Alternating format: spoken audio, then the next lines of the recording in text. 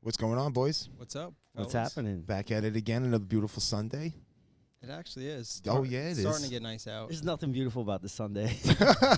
What do you mean, bro? Oh, wow. It does look really nice right now. Another day above ground. That's a good day. It was straight gray, but it was like bright gray when I got out. That's what happened at work. I have to put sunglasses on at work. The sun doesn't even look like it's out, but like it's hurting my eyes.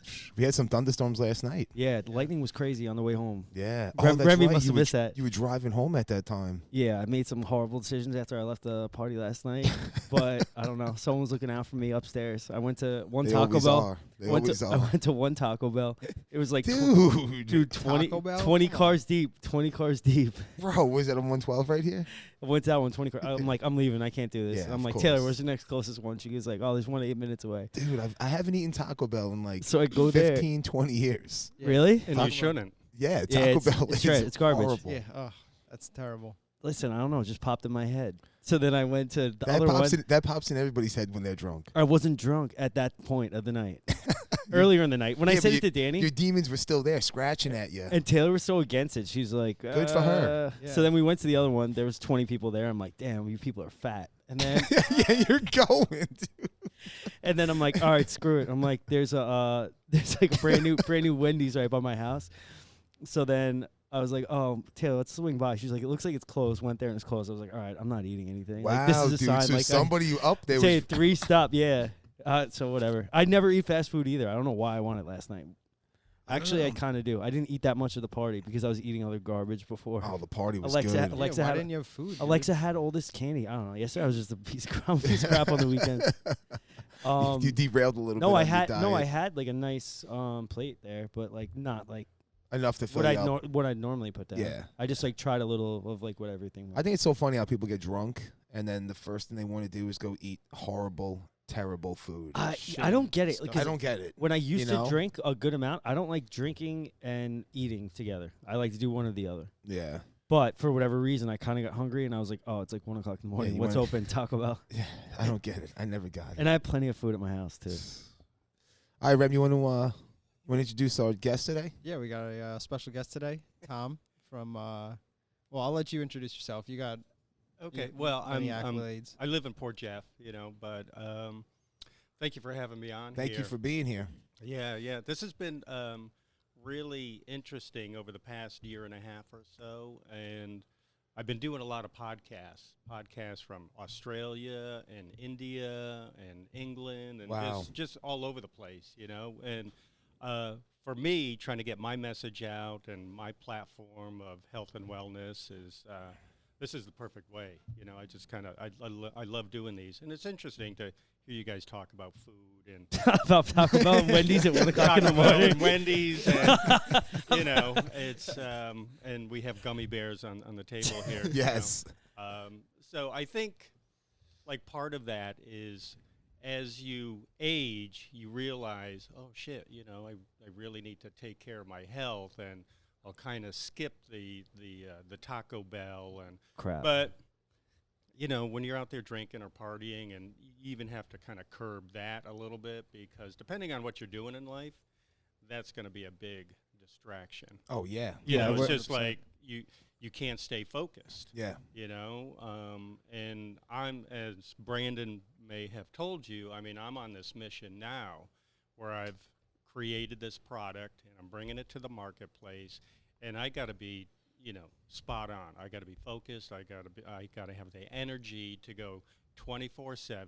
And I still have another job that takes a lot of energy to be, you were talking about thunderstorms and lightning last night, and we were flying in it. That's So, insane. Yeah. so you That's just got to be like on it, but You're- that doesn't mean that I have my shit days. Yeah, For and sure, I too, guess you were Yeah. saying before that you're a pilot of I fly a corporate jet and a Yeah. corporate helicopter for a wealthy individual. yeah. And I can't mention his name, but I was around some people yesterday. One was a billionaire, Wow. and this guy's wife was worth more than 300 million anyways, but they were like super down to earth, just like regular folk, and they're they treated us amazingly, and we flew them around the country and whatnot, and we ended up in up in the vineyard yesterday, and then came home late last night. Yes. But, So being on point for that job is yeah, super important. Yeah, you have to. But, it's just like anything else. I've seen people have their downfalls where you may have heard of individuals getting busted for being drunk on duty. Oh yeah, they got caught going through the airport and stuff. Yeah, like pilots. That was the thing, like pilots and like drinking. Yeah, Yeah, and you would God. think. well, I They're mean, still humans. They have that human Yeah. error. Oh yeah, 100%. I know. and it's high stress, and like they don't see their family. Some of them don't see their families that often high and stress. stuff, and like I don't know, it's Wow, demanding. I never thought of that. People need a release. I just drink like to. I mean, I don't really drink much anymore. No, you don't. I had a couple drinks last night. But Yeah, we're just busting your balls. yeah, you're making it seem like I'm an I know, alcoholic. I know. Fucking dumpster can. And I say that because I've been down that road. I've been in and out of jail. I got busted. This was when I was in my early 20s. A DWI or DUI or whatever you want to call it. Yeah. Going down the highway the wrong way. Oh man. Coming home from a college party. And, thankfully, I got pulled over by the state police, and they beat the shit out of me and threw me in jail. My father had to come in. The good old days, huh? Yeah, I mean, that was a long time ago. Yeah. Well, someone get really hurt. You're traveling highway speeds in the opposite direction. If there's like a head-on collision, Yeah, it's but- gonna be- yeah. But it's- drunk drivers aren't getting their asses beat today, let's be honest. Yeah. It's not how it goes down. No, because they're all like we talked about before. Yeah. So Yeah, things have changed absolutely. a lot, yes. In every aspect of the world. Yeah, back in the day, they would actually kind of, if you get pulled over and you're kind of caught, but they would say, well, okay, just be careful going home. Right. Kind of that thing. I've heard that. I've They heard would of them like throwing your keys in the sewer or whatever, or like confiscate, like being like, yeah, come back and get it in the morning. Yeah, type yeah. They deal. would kind of assess you and be like, how wasted is this guy? And then they would make the judgment call there and be like, okay, like you could probably get around the corner. I'll let you go around the corner. Yeah, that's how it was. Yeah. In this case, though, it was the state police, and it was obviously more serious. Of And course. so I got thrown in jail. You're on the and- wrong side of the road. That's scary. Oh yeah, yeah. So those things have actually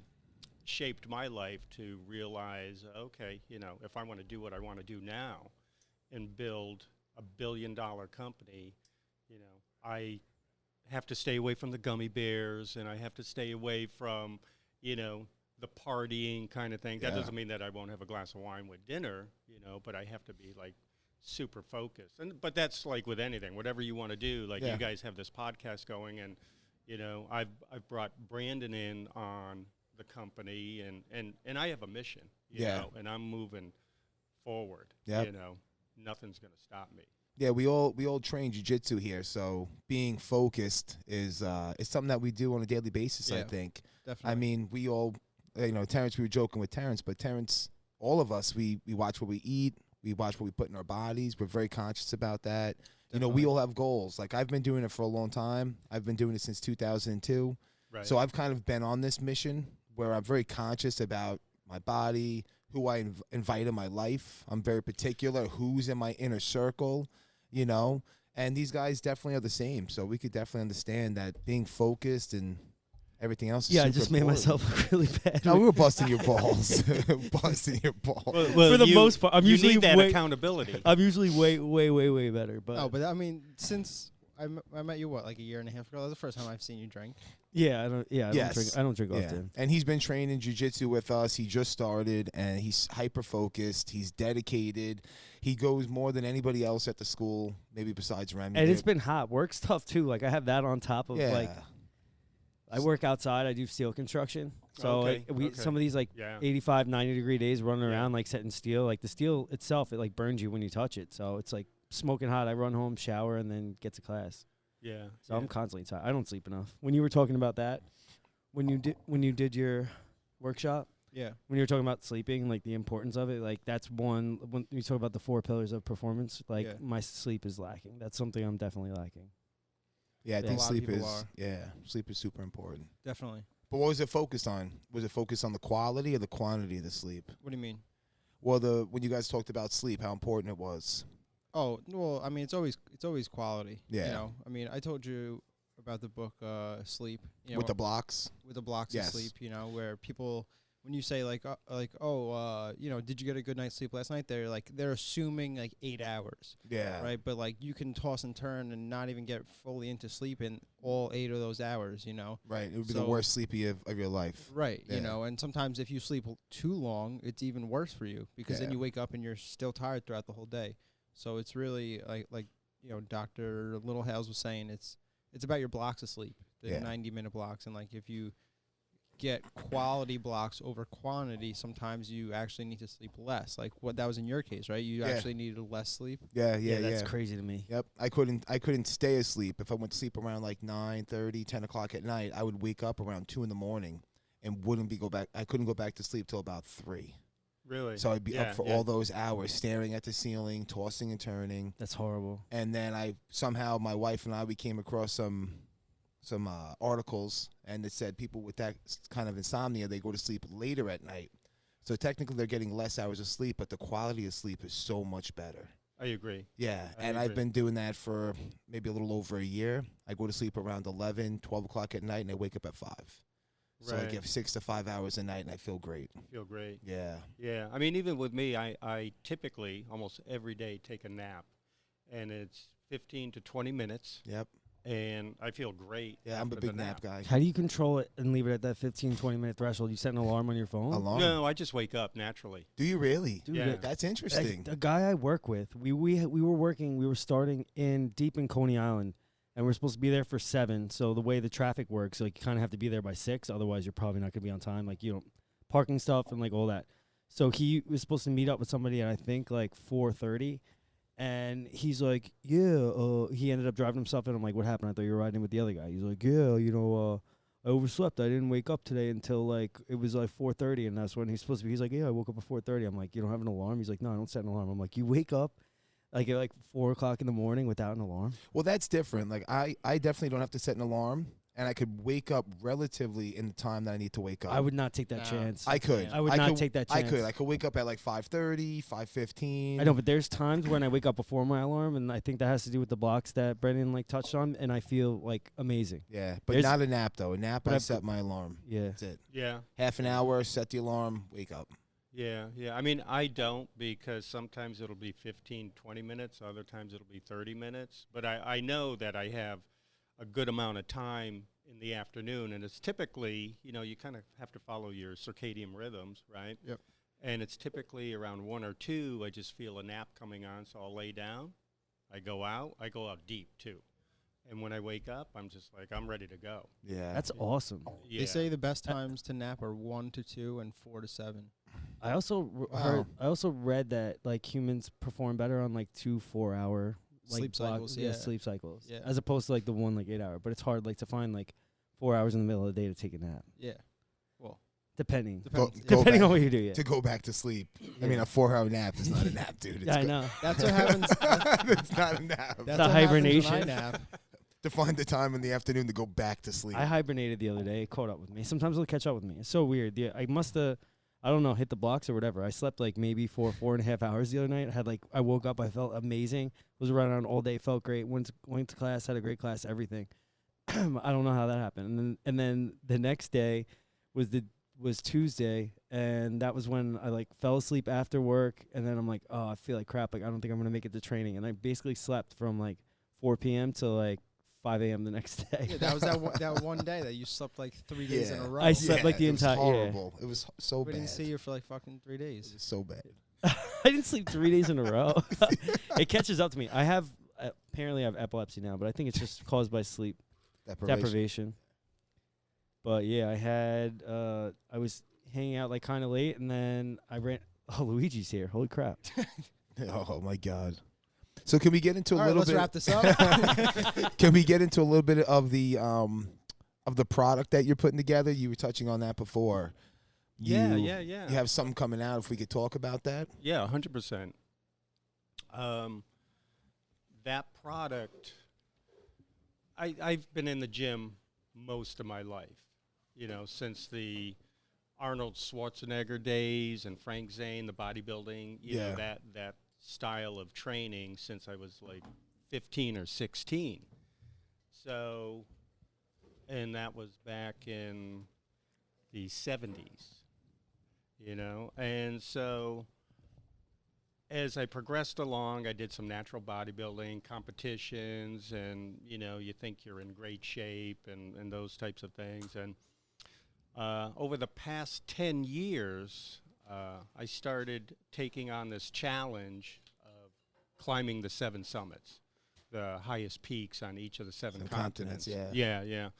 And I have one left. I have Everest. Awesome. Yeah, it's like super. That is crazy. When did you start thinking about that? Because I heard about this. Like, when was that something you thought about when you were younger, or kind of just hit you like later? You were like, I want to do this. I want to hit the highest points on these 7 continents. No, that started. I was actually flying. I used to do some contract work for Cablevision, flying their Sikorsky helicopter. Why is he pointing to you? I used to work for Cable years ago. Okay. Yeah, I mean, I used to fly Charles and Jim Dolan. Yeah. And, we won't. Used to work. Those men get a lot of negative energy directed towards them by the sports fans of New York. Of course. Well, not Charles. Jim does. Jim, yeah. We don't have to. I've met him, and we don't have to talk about him. Yeah, no. It doesn't matter who you're talking to. He's just, it's just all negative. You know? And I've seen him perform. So he loses it. When he ran the company, I was very happy. Just for the records.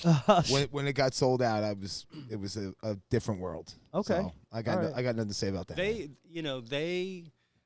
had a deal on the table where they were about to buy the Yankees, and he walked away from it. So he could have owned the Yankees. I mean, they own a lot now, but not a lot of people know this, but the people who own franchises, it's usually like a net loss, like a write-off. Like the Mets sold for like $2.1 billion. They don't generate anywhere near that. Like a lot. I think the Yankees turn a profit because of all the merchandise that they sure, sell. The Yankees do, the Cowboys do, Manchester United. Yeah, it's only like maybe like the top 5. It's surprising, but like all these smaller market like baseball teams, you would think like this guy owns a baseball team, and it's more of just like show that. I mean, there's going to be money when you sell it. Yeah, I mean, I've worked for 2 owners. I know 2 owners. Randy Lerner, who owned the Cleveland Browns, and I used to fly him around. And I'm friends with Mike Bidwell, who owns the Arizona Cardinals. Okay. Randy Lerner, he inherited the team from his father, Al Lerner, who passed away from brain cancer.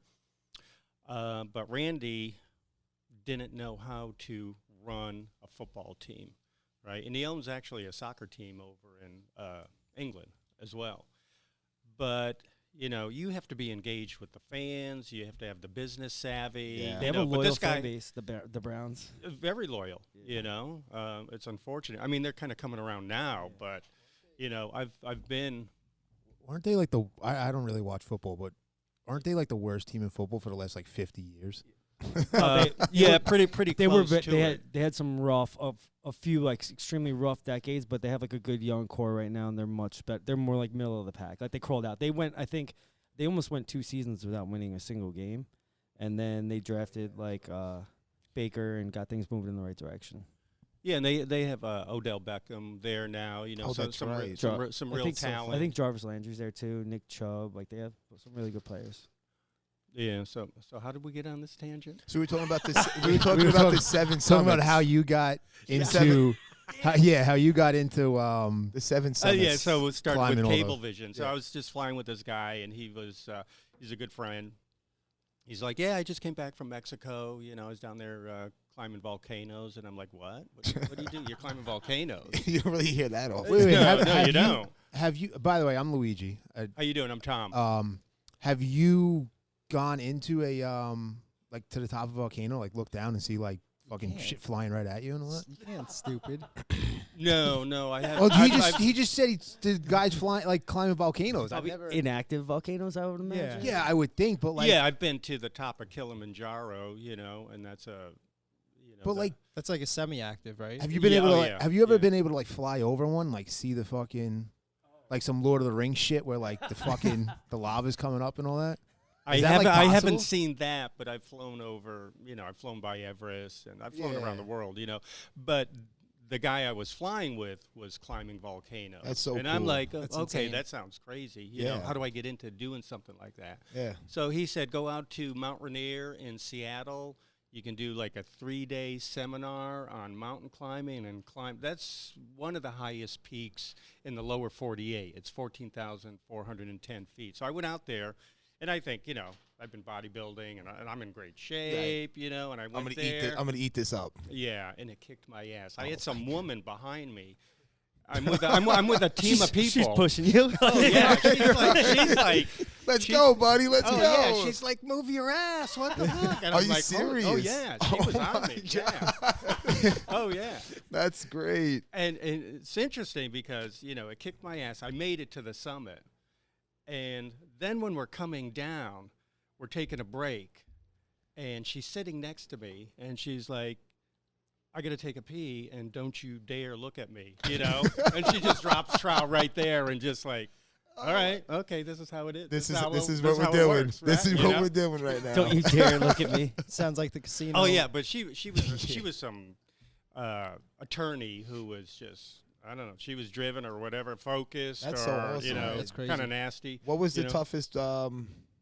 toughest one you had? Because you said you did a couple. Well, I've done six of them. Yeah, so that actually, I'm like, something's going on here. You know, you think you're in good shape. You know, you at least look like you're in shape. Yeah. But when you start doing, it's like jumping into jiu-jitsu, right? Yeah. You may Same look thing. like you're in shape, but you can get your ass Right, kicked, right. right? You know what I'm saying? Yeah, you could look in shape or you could be in Yeah, shape. all that it's a different type of endurance, like for Yeah. for everything really. Like Of course, yeah. So I was actually looking for something to really push me, and I'm like, this is it. yeah. So I read an article about the 7 summits, the highest peak on each of the 7 continents, and I'm like, that's it. So I'm like all in. I went to Africa, and I hooked up with a team of people over there and climbed that peak. So you cool. know. Then I went to Russia, climbed the highest peak there, and I've been to McKinley, I've been to Australia. And these climbs are roughly how long? 3 to 4 weeks. The Oh climb? my gosh, I didn't know it was anything like Oh, that. yeah. What do you think he's I going don't- up in a Holy day? I thought maybe a couple hours. 3 or 4 weeks. Wow. So how do you carry like Oh my god. all your food and water and stuff Ex- for that well, period? that's That's what like we're doing. it's almost like a month worth of stuff. No And- wonder oh, the lady, exactly. and Yeah. that lady was fine carrying 3 to 4 her month- weeks. 4 weeks is a month. Yeah, that Yeah, that's what I climb, said. when I went to Rainier was 3 to 4 days. Wow. Okay. But now we're 3 to 4 talking weeks. about, you know, going up to 23,000 feet, you know. And do you need to carry oxygen tanks for like that I elevation? haven't yet.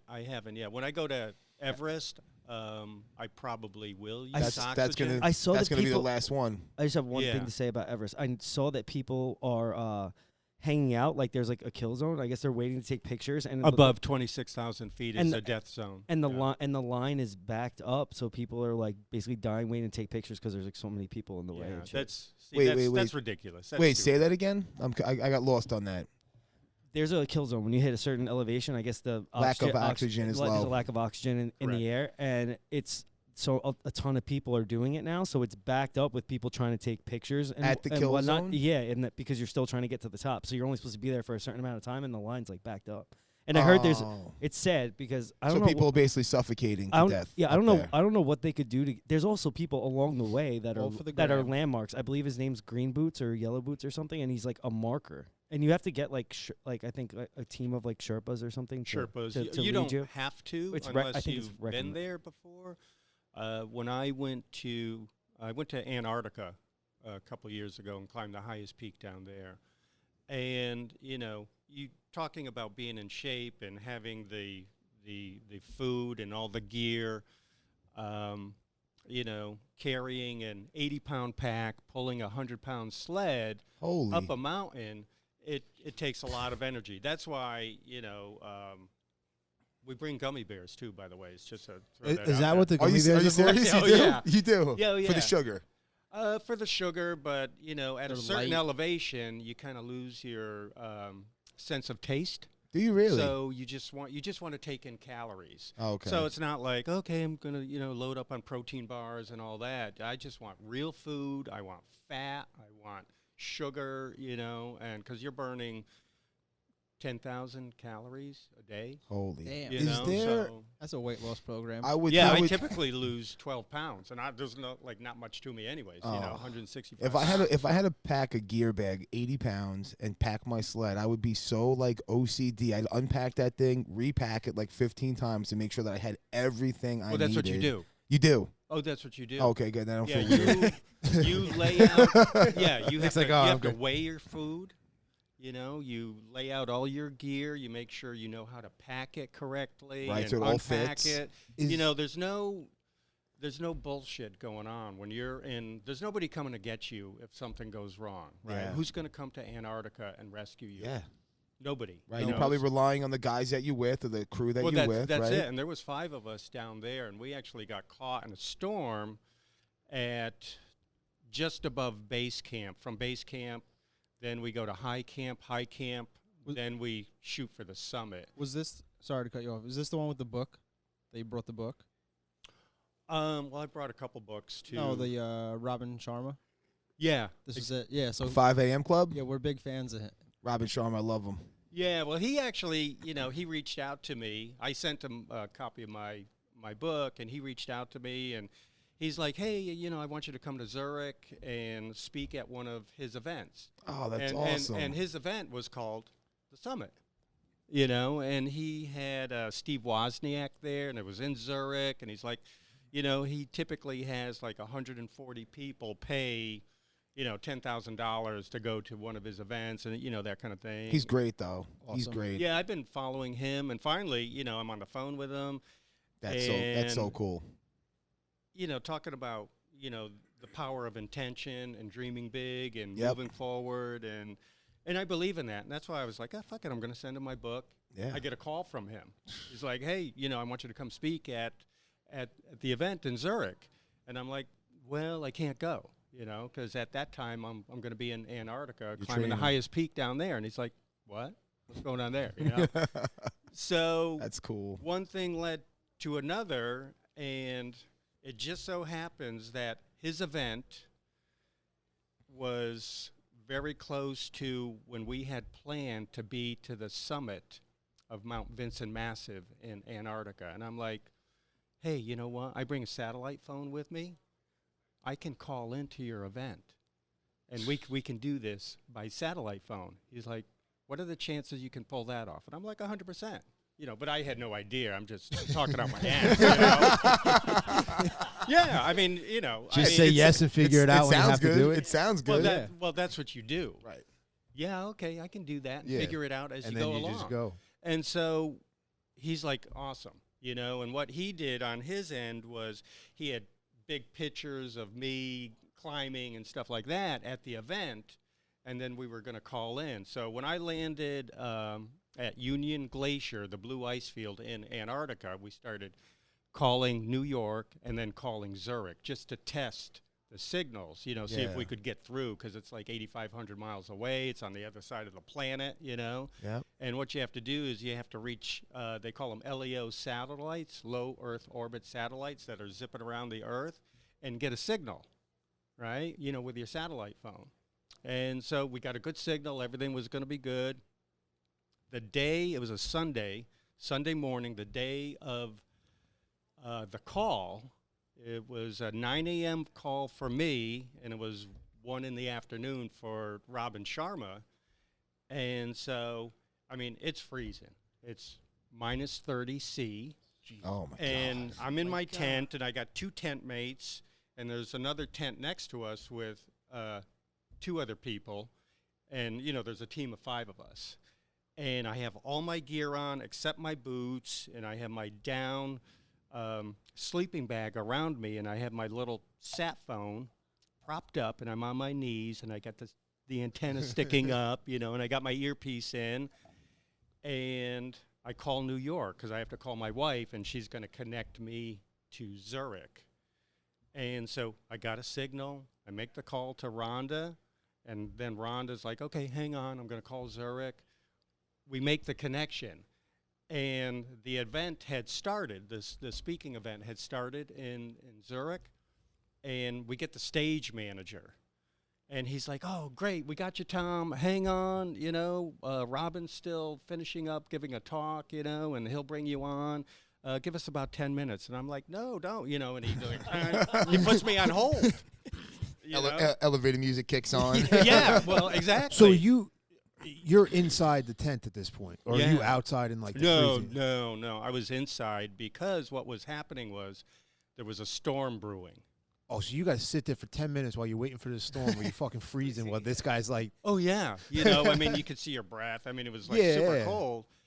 And I don't do good in the cold. I love the cold, but when you're talking about minus 30, minus 40 degrees I C, you could be flash frozen. I have a sweatshirt. I have a sweatshirt on in 70-degree weather at the beach. Yeah, he's not going to do good in Antarctica. Terrence, look that up. What is that in Fahrenheit? It's not good. Yeah. That's got to be because 27 is like. It's probably like around 80, equal, 90, right? Minus 40 degrees, so it's Yeah, probably right around the same. That's still cold. It's probably That like is still so insane. so the Negative 30, amazing negative thing 40. was, we still kept the signal Oh, awesome. it was actually around just under Negative 10 22. minutes. Negative 22 Fahrenheit. Yeah, so It was negative 30 Celsius, correct? yeah. Yeah, it's negative 22 Fahrenheit. It's Wow. horrible. Horrible. Yeah, it is horrible. You could be, if you're not in the tent, and you're just in your gear, that you're going to be exposed. Because I saw people die in Aconcagua in Argentina when I climbed that peak down there, and we got caught in a storm, and people actually froze to death from exposure. They couldn't get their tent up. And you know what that's These like, Oh, trying yeah. to put a tent up In the wind. in 50-mile-an-hour winds. These the were summer? people you were.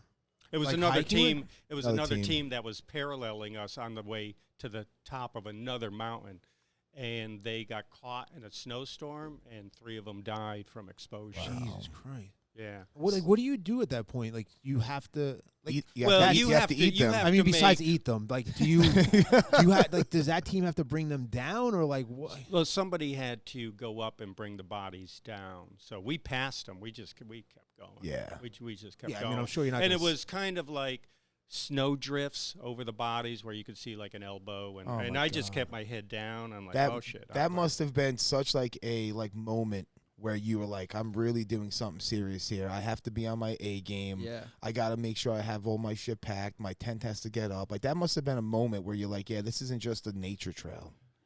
Like, Yeah, well, what happened on that climb was Aconcagua is the highest peak in the Western Hemisphere. So when we reached the summit, it was actually, I was on the highest point of the Earth because nobody was on Everest then, But what happened was after the storm moved through, it was a 3.5-day storm. And we actually went from 18,000 feet up to about 19,100 feet, and that's high camp. And so from high camp, then we're going to push for the summit. And so we didn't know about people dying yet.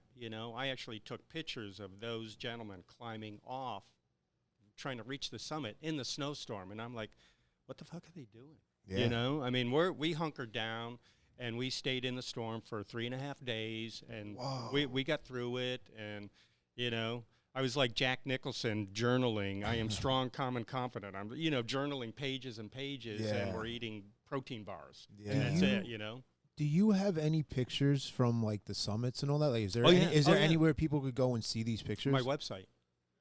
I have a personal website. Yeah. Tom, Well, you could do you you wanna- look it up you wanna- right now. Yeah, You let wanna us know. plug that Let us now? know. What is it? TomFabbri.com. All right. So I There you think go. I sent Yeah, it to you. To us, yeah. I sent it to all of What's- them. But wait, hold Um, up. Before we get too off topic, though, I want you to finish the story about the satellite call with Robin Oh, Sharma. yeah. Yeah. Go- Yeah. okay.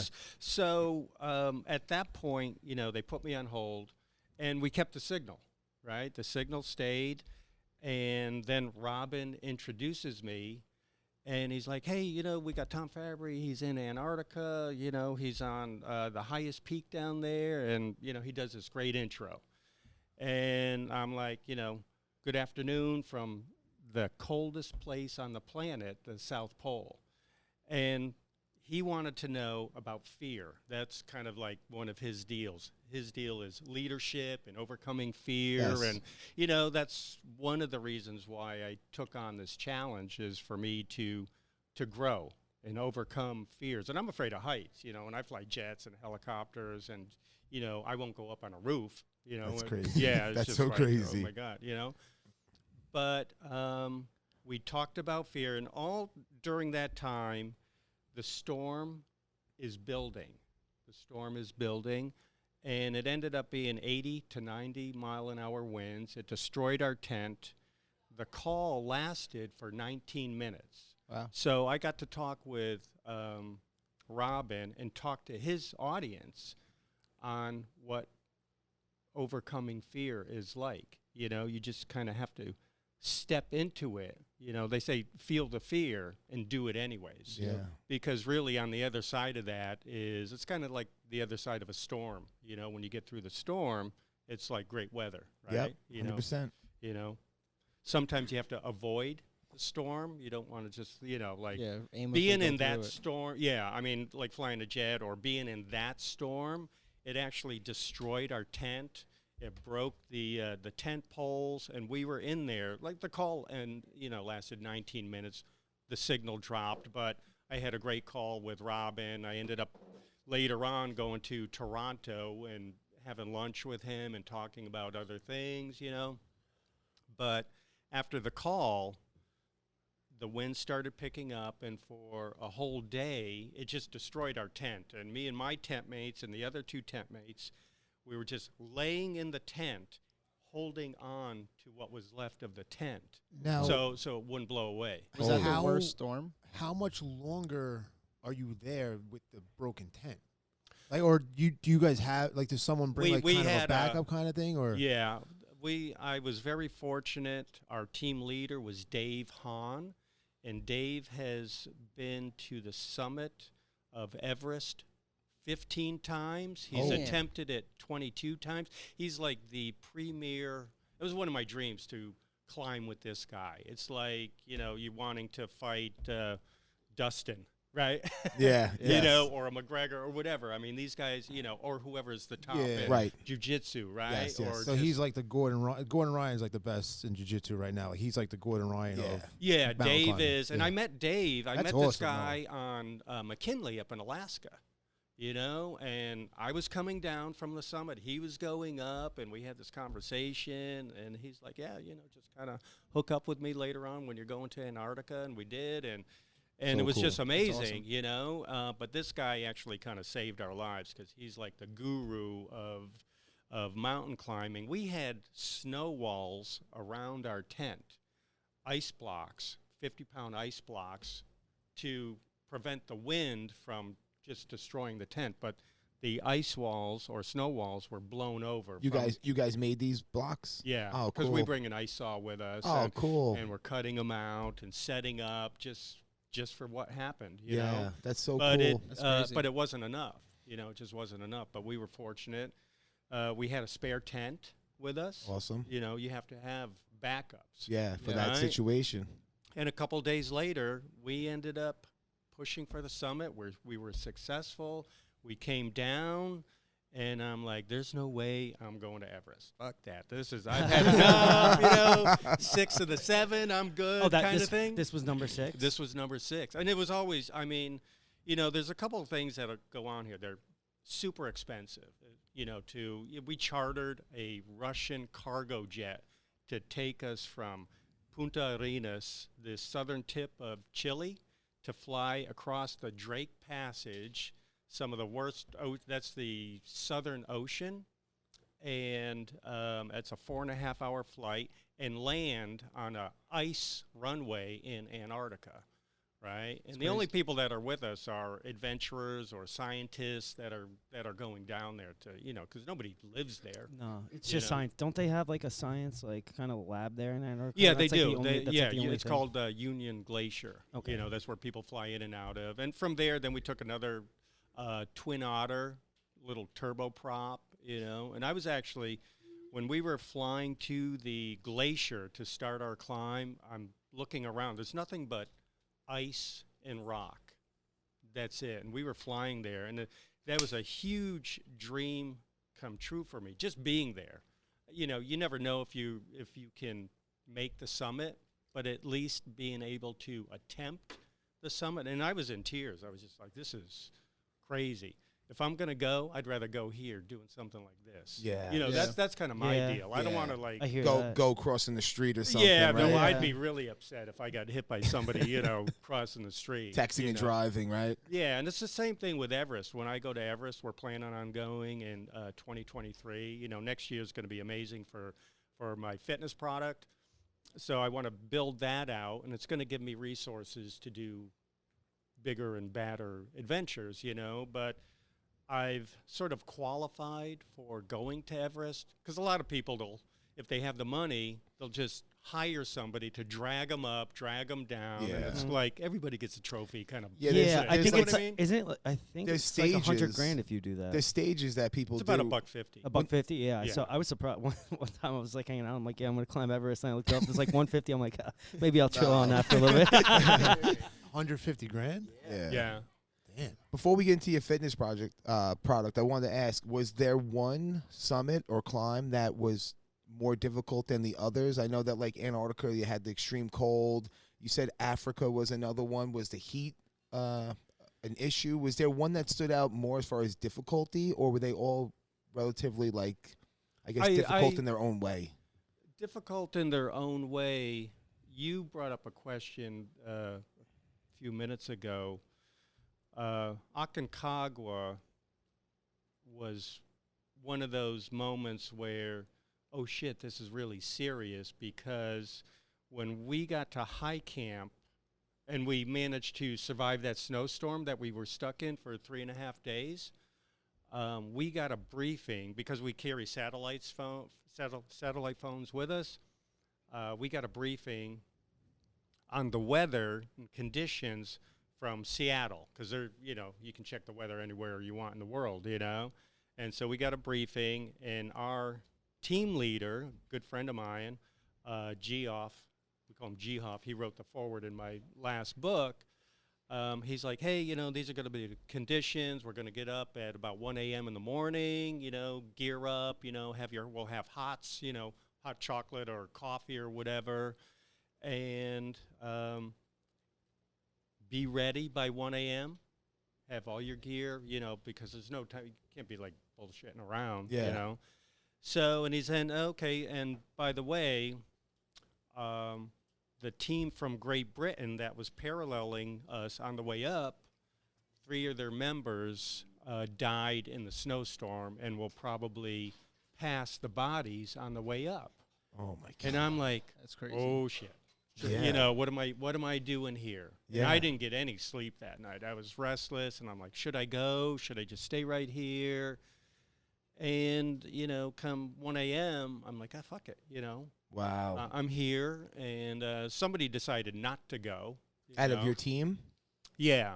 Yeah. I mean, we started with a team of 9 people. We had to actually fly 3 people off the mountain on the climb. This is the coming same. up. This is the same one that you made the satellite call on, or this is a different climb? This is a different climb. This one we're talking about here is Aconcagua. It's the highest peak in South America. It's in the Andes okay. Mountains. It's in the Andes. You know, I don't know if you remember, there was a plane crash about 20 years ago with a Argentinian soccer team. Yes. Oh yeah, this Remember is that same. the cannibalism, you know, Yeah. that kind of thing. We're talking about the same mountain range. Yeah, they had a movie. You know, there's about like that. no getting out. You know, we had to actually. It took 2 weeks to walk into this mountain range and this particular peak just to get there. Wow. Then we had mules to carry our gear, and you Wow. know, to get to a certain point. Then we got to load up and start climbing. And 2 of the team members got cerebral. I think it was cerebral or pulmonary edema. What is Right. that? Like getting water on the brain Oh, or okay. water in your lungs, right? Oh, is that for me? That is for you. Outstanding. Thank you. So, you know, that was the epiphany of oh, this is really dangerous. Yeah, You like know? you're doing something serious. Yeah, here. something serious, and I could die. And that was not my intent. My intent was, it was initially to overcome physical challenges. Yeah. Like, okay, you know, I can do this. Push myself, because there's different modalities. You're dealing with the altitude. That's one thing. You know, going up 23,000 feet on this peak, right? And how is your body affected by that? You know, just trying to breathe. Then, you know, the strength it takes to carry a heavy pack, doing 8 to 10 hours a day, just walking, right? Climbing, balance, fatigue, and, you know, the endurance it takes mentally. And then you're out there exposed for weeks on end. Yeah. Is there anything you could do to kind of, you were talking about breathing, is there anything you could do to kind of get yourself ready for it, or it's just one of those things where like you kind of have to do it? And Well, I've seen people, in young guys like yourself in super shape, who, you know, they kind of crash and burn at like 10,000 feet, Yeah. because of maybe they're not able to oxygenate the blood properly. They get mountain sickness, headaches, start throwing up, that kind of thing. And I don't know if it's because I fly jets and I'm exposed to higher altitudes, at least in the cabin. If that has helped me, I've never had an issue there, but that doesn't mean that I have to practice. We call it pressure breathing and rest stepping. Okay, You know, so there is a like a training. yeah, Okay. you know, there is. You could also do Wim Hof method. Yeah, Wim Hof it'll help oxygenate the blood. Yeah. Yeah. yeah, and that's very important. So, you know, the rest stepping, that helps you. It's all about conserving energy. 100%. Yeah. Yeah, I mean, you have to be. That's why we climb for 45 minutes to an hour, take a 5 to 10 minute break, hydrate, grab some gummies, whatever, you know, cheese, salami, something that's going to give you calories, and you're going to burn them. So we do that every hour, but you have to stay warm, you know, because you could get hypothermic Yeah. in an instant, you know. So there's a process to everything. And even, you know, I mean, you're talking about carrying a lot of shit up. We have to carry all our shit back down. And I'm talking blue bagging stuff, right? So there's a thing called leave no trace, you know, so Only footsteps or whatever is what they say, right? only footsteps, you know. And I've been to, like, Russia, where they don't have that philosophy, you know. The place over there is a mess. It really is, you know. But if you go to McKinley up in Alaska, they want it kept pristine. Oh yeah, Alaska. You know, so everything is- we blue bag all our shit, you know, and we bring it back down. Sounds crazy, but the same thing in Antarctica. Leave no trace, you know, and it's a philosophy, and I'm all down with that, you know. Yeah. When you go to those, like do different teams have different not styles, but different like ways of doing it, or does everyone pretty much do it the same way? Everybody pretty much does it the same way. I mean, it depends on who you climb with, right? I Right. mean, some people are more oriented towards have to get to the summit. We have to get there. And that's what happened with this team from Great Britain. Right. I think they were on a time schedule, which that's what killed them. Yeah. You know, so Yeah, you I'm a very conservative person, and I've learned that at the airlines, you know, because if you wait a couple of hours, the weather will get better. And you've heard of, you know, I've lost friends in aviation because they made a poor decision, Yep. crashed and burned. You look at Kobe, you know, there's a prime example of poor decision making. Right. Taking that flight during that storm. Right. With a storm. Well, it was a fog, you Yeah. know, and there was we could go into that, you Right. know, and I fly the same type of helicopter, you know, but there's a process that needs to be taken, you know, and we have a saying, the summit is optional, getting down is mandatory. And people who typically die on Everest or McKinley, they reach the summit, but then they don't have the energy to get back down. Wow. And Right. they end up dying on the way down. Yeah, That's they're thinking insane. the goal is the summit, but really the goal Yeah, is the goal is to finish. No. yeah, Yeah, to get back the down. mountain will always be there. At least in my lifetime, it'll always be there. You can go back down. I've been very fortunate that that hasn't happened yet. I've been successful on all of them, but like I said earlier, for me going to Everest, it's I'm afforded the opportunity to attempt it. And the mountain's going to dictate whatever happens as far as weather and conditions and those types of things. I gotta get out. I gotta get the ferry, but I just wanted to ask you what about your books. The name of them, how many you have, where can you get them? Yeah, they're on Amazon, and they're really, it's my simple philosophy about living a long, healthy lifestyle. It's real simple, Ageless You, and then the second one is Ageless You Adventure, where I started tying in adventures. And what was the one that you sent over to, what's his name? Robin Sharma. Yeah, Robin Sharma. I sent him Ageless You, I think. Okay. Yeah. So, yeah, they're on Amazon, or if you went to my website, they're there, tomfabbri.com. All right, cool. So, all right, I gotta get out of here. Thank Thanks, you, Yeah. Reggie. it was a pleasure. Very nice. Yeah. Very nice meeting you. Yeah. It's pleasure. Thank you. very cool talking about these summits here, because it like makes me think of the mindset that I like to have, where it's small wins, small gains over a period of time. You have a huge success. I got one more question. Is there any oil checking on the mountains? Because if not, then I'm out. I'm never gonna come out. How else are you supposed to keep your fingers warm? Yeah, it's a pleasure. Thank you. But yeah, it's just cool talking about them, because I kind of like, in a sense, live my life that way, where I set small goals. I try to have small wins to kind of get like this big, huge win over everything, or a big difference, a change. Well, that's a true statement, and that's when I give a talk or we're talking on a podcast or whatever.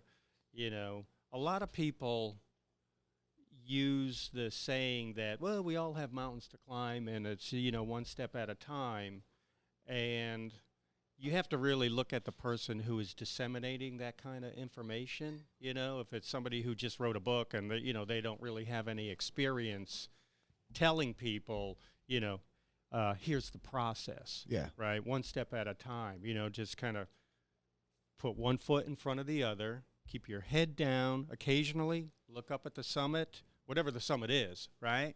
And then put your head back down and start grinding. Yeah. Day in, day out, small wins, small steps. And I've learned that, okay, well, I really am climbing the highest mountains, and I can use that. We all have mountains to climb, right? Yeah. And whether you're trying to build a great family, a great business, or a great body, or whatever you're trying to do, that's the process. Yeah, always. Just kind of dial it down, keep it simple, right? But the grind is where people start to get worn down, and some people won't even attempt to do anything. No, absolutely. Right? I'd say 98% of the population globally will not attempt to do anything. That's why they call these people who make it, or whatever you're doing, 1%ers. Right. And that's true, but, I could say the same thing about my life, being in and out of jail, homeless, divorces, bankrupt, just on and on. Yep. And, I wasn't just a loser. I at that time I was like a three-dimensional loser, It's just like, but I had a dream. Somebody came into my life. Somebody said, "No, you can't do that. You're too old. You don't have college. You don't," and all these things. And I'm like, Is this being a pilot? It's like, what do I have to do to learn how to fly or become a helicopter pilot flying that Sikorsky helicopter? So, I was cleaning them at the time, $12 an hour. And I'm like, I saw the lifestyle that they had. And I was on this journey of really, obviously, what I told you. Yeah. Going really nowhere Almost fast. like destruction. Yeah, self-destruction, And so I asked the question, but that's what you have to do. You have to ask the question. Yeah. That's starting the process. Whether you ask a friend or a mentor or reach out to somebody, pick up the phone, ask the question. And I was told no. but I kept on asking. Mm-hmm. So I asked somebody who had just gotten hired there as a co-pilot. I'm like, hey, Bill said that I couldn't do that. And he was like, oh, fuck him, This is what you can do. That's Yeah. awesome. He's like, I did it, you can do it. But that opened the door. And that door took me to, I had to work 3 jobs to pay for flying lessons. It took me 3.5 years. But once I started taking those steps, I started changing my life. People started coming into my life. I ended up becoming a captain at a major airline, flying jets, Boeing products and everything. And they're like, how did you get here? Because I'm flying with Naval Academy graduates, Air Force Academy graduates. One guy asked me, he's like, hey, where'd you go to school? And because I was wearing a rugby shirt one day, we're in class and we're, doing some training at the airline. And he sees I'm wearing a Notre Dame rugby shirt. Uh-huh. Oh, so he thought you went to Notre Dame. Oh, yeah. He's looking at me. He's like, oh, you're in class here. This is cool. Where'd you go to school? Did you go to Notre Dame? And I said, no, I didn't. He's like, where? Where then? I said, I didn't go to college. And he's like, oh. And then he just kept on walking. Yeah. Like, Oh. okay, this guy's. Yeah. See, we- I would shit. appreciate that more. The fact that like someone's just like grinding and, some and people, making some it. people feel like it's, Like you don't deserve it. Yeah. That's but it was crazy. actually crazy because just last night we were at a party, the 3 of us, and we were talking about hardship in life, how sometimes it really makes people, it drives them to be a better person or to come out a better product at the end of those hard times. And then others, it breaks them. It knocks them down, and it's kind of like the reverse method, like they become worse at life. And it's like what you went through, you were actually able to overcome it. And if it was subconsciously or consciously, you were able to turn around and become a much better person. 100%. Yeah. And that goes back to sort of my childhood and the dreams that I had. Back then when I was a little kid, I used to watch The Undersea World of Jacques Cousteau. I don't know if you know anything about that or if you know who he is. You're all too young to know that. Back then we had TV with 3 channels, but through everything that I went through as a young man, I still had those dreams. Yeah. And so that's what kind of kept me going through all the hardships. And the hardships were my responsibility, my fault.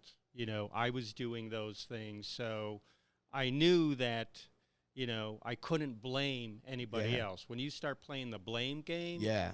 The you're victim- already a loser. Yeah, the victim card, Yeah, exactly. This The world owes me something, it's Yeah. not my fault that I'm in this situation. Yeah. You got to take ownership. You have to have accountability. 100%. Extreme ownership. Yeah. Extreme ownership. Jocko.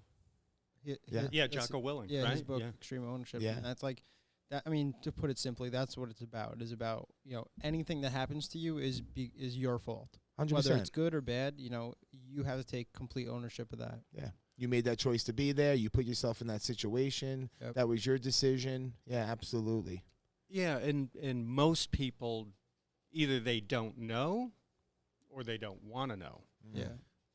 And so, but I had these dreams, so I finally got the balls to start asking questions and Start moving chasing. forward and start chasing. And I figured out, not 100% because I'm still chasing and still trying to figure out, because that personal growth, it doesn't stop, right? It Never doesn't ends. matter. It Never. never ends. You have to be on it all the time. And when, I told you about these people I was with yesterday, one person was a billionaire. And I'm looking at him like, okay, really? Kind of thing. But, if you look at this guy's story, he's a grinder. Yeah. He left a great job and endured all kinds of hardships, and the same thing with his wife. And, the education process is really the self-education process. You don't really need a degree from Harvard or Yale or whatever it is. You don't need that. You may need it if you want to become a medical doctor, that kind of thing. Maybe if you want to practice medicine in this country. But whatever you want to do, you can figure it out. Yeah. You know, to be an entrepreneur, there's no real school to be an entrepreneur. You know, they have the Wharton School of Business, you know, those types of things. But if you're trying to build a business, every step and every process is different for that individual. Yeah. Right. So There's no blueprint, right? Yeah. there gotta really do isn't. it. You know, you have to fail forward fast, right? Make the mistakes and keep going. Okay, you know, they said no, we just keep going and we keep grinding and we keep building and Yeah. and that's what happened here, you know, going back to the mountain climbing, that going through all those trials and tribulations, and every time I went on a climb, I'm like, what the fuck am I doing here again? You know? Like, damn, I Really, thought I told oh, myself yeah. I wasn't going to do Oh, it. yeah. You know, I mean, I remember in Antarctica, the guy behind me, he's like, what are you screaming about when we're climbing? I'm like, because I'm like pissed. I'm like, fuck, you know? Because every step was just like, Yeah. it was murderous. Yeah, You one of know? my favorite quotes is failure is the best condiment to success. Yeah. You know, and people don't realize that. They think that if they're trying to succeed in something, whatever it is, it has to be a smooth road. And once they start hitting those hiccups or speed bumps, that's usually deterrent for a lot of Yeah. people. This Yeah. is hard. It's not going to work. Look at all It's these not for Yeah. me. right. Look at all this stuff that like I'm failing at to get to my goal, and it's not worth it. Or they get discouraged and just stop altogether. Yeah, and it's, you know, that's really the wrong word, failure. We got to come up with a better word than Right. because it's just part of the process. Right. You know, and I've learned that on the mountain, right? You know, there's no going back. There's no going back. I'm going to continue the process, and that's where I needed a better way to stay in shape. And so that's where the concept of my fitness product came about. And I'm actually the one, you know, I didn't know better, but I thought I invented the landmine workout. You know, Yeah. Let's get into just that. taking Yeah. a bar Yeah. and jamming it into a 45-pound plate. I threw the 45-pound plate on the floor and took a 45-pound bar and put it in at an angle Yeah. and just started doing some twisting stuff. Yeah, so Like, the oh, product. okay, you So know. the product name. What's the product name that we're going to get into? It's Total Motion 360. awesome. And so I started training because the traditional linear method of training, bodybuilding or powerlifting, you know, bench pressing, squatting, and just doing those simple moves was not serving me mountain climbing. Okay. Right? It wasn't giving me the balance, the endurance, the, like, say, upper back and core. You know, I don't need big biceps to pull a sled, right? I Right. don't, you know, that's, you know, I don't need a six-pack abs or have that look to, you know, reach the summit. You just, you know, it's like, well, what's the purpose of that? Well, Yeah, to it's look more good like- on the beach, you Yeah, know? Right. It's more like aesthetic than Yeah, that's like a that's a functional different anyway. goal. That's Yeah. a different goal. Yeah. So, you know, I know functional is the buzzword lately over the past couple of years, Yeah. but that's what I was looking for, a method of training to get me to be able to climb, you know, to have the endurance and, you know, and mentally too. And so I started playing around with a 45-pound bar. And then one day, you know, people were like asking, oh, what are you doing? You know, and I'm just like, you know, came up with this training, you know, and doing my own thing for mountain climbing. But then I was training one day at a New York sports club with that method, you know, just bar and a 45-pound plate on the floor. And I was like, oh, shit, you know, I'd like to be doing this at home. There's something there. Maybe I can, how can I do it at home without, you know, throwing a 45-pound plate on the floor in my living room and an Olympic bar and, you know. So I was talking to my wife, and I put pen to paper, kind of the napkin method, Yes. you know, Yeah.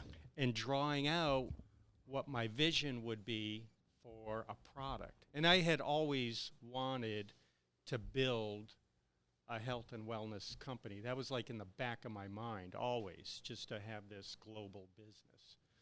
And so I'm like, oh, I think I have something here. So I took the napkin and brought it to a design company, and I said, this is what I'm thinking. This is what I would like. You know, that 45-pound plate, I want it to look kind of sleek and sexy, kind of like the Starship Enterprise, you know, and that's actually what it looks like. It does. you Yeah. know? And then I want different colored bars. I want it to be able to move and Yep. pivot. Break and apart too, right? Doesn't the bar break apart? Yeah, Well, that it came does. later. That came later. Yeah, that came later. It was nice because Rem, he brought it out one day. We went to the beach, and I got to mess around with it for a little bit. Just the bar, not the bar. actual pad or the landmine that you guys would call it. The video of me doing it in the sand. Right. Yeah. Right. Yeah. And he's gotten me hooked. Like, I can't wait for these things to roll out. I started messing around with weighted maces because of him, and I love that workout as well. It's great. Yeah. It's interesting when you start taking the steps and talking about taking steps, the doors start opening. Yeah. You know, there's a lot of closed doors along the way, but you just have to figure out which door is, you know, this is door number 1, you know, that's that's gonna open for you. Yeah. What's behind door number 2? Yeah. So Well, the funny thing with the go ahead. No, go ahead. Well, I was gonna say the funny thing with the mace was that that you guys didn't even know that you had it. You Yeah. know, it was I never knew what a mace was. Right. You're right. right. So you know, one of my friends was doing photography for them, and that's how I got into it. She came and she actually shot Jonathan, the bartender here, Yeah. and so that I believe that bar was the solid one. It was solid The red red, bar. yes. Uh-huh. So, you know, we're sitting here doing landmine stuff, and then, you know, we met, and they came to the gym at my house with it in like a briefcase or a gun case, and you know, he takes it out, and it's like broken in half, and I'm like, this is different. It's not, you know, the same. The other one was solid, and then he's like, yeah, this is, you know, so we could travel with it and stuff, and I'm like, I'm just sitting there, I'm like, you have a freaking mace in an Indian club. Yeah. Yeah. And I didn't know any of that. That's so cool. I really didn't. I you thought know? that was the design from the jump. No. Wow. Awesome. No. I mean, the initial couple years of the development of that, Yeah. I mean, I had no idea. I really, you know, I had a vision, and that was it. And I put it, you know, if you go to my house, I have big renderings of. Oh, here comes somebody, another jiu-jitsu guy. Yeah, this is D-Rock. He missed his ferry. Yeah, he's gonna be excited to be here. Yeah. Everybody wants to meet you. he's You're a- a hot he's a- commodity. He's an hour late. He's an hour late, but Just leave him out there. Let him wait a little bit longer. Yeah.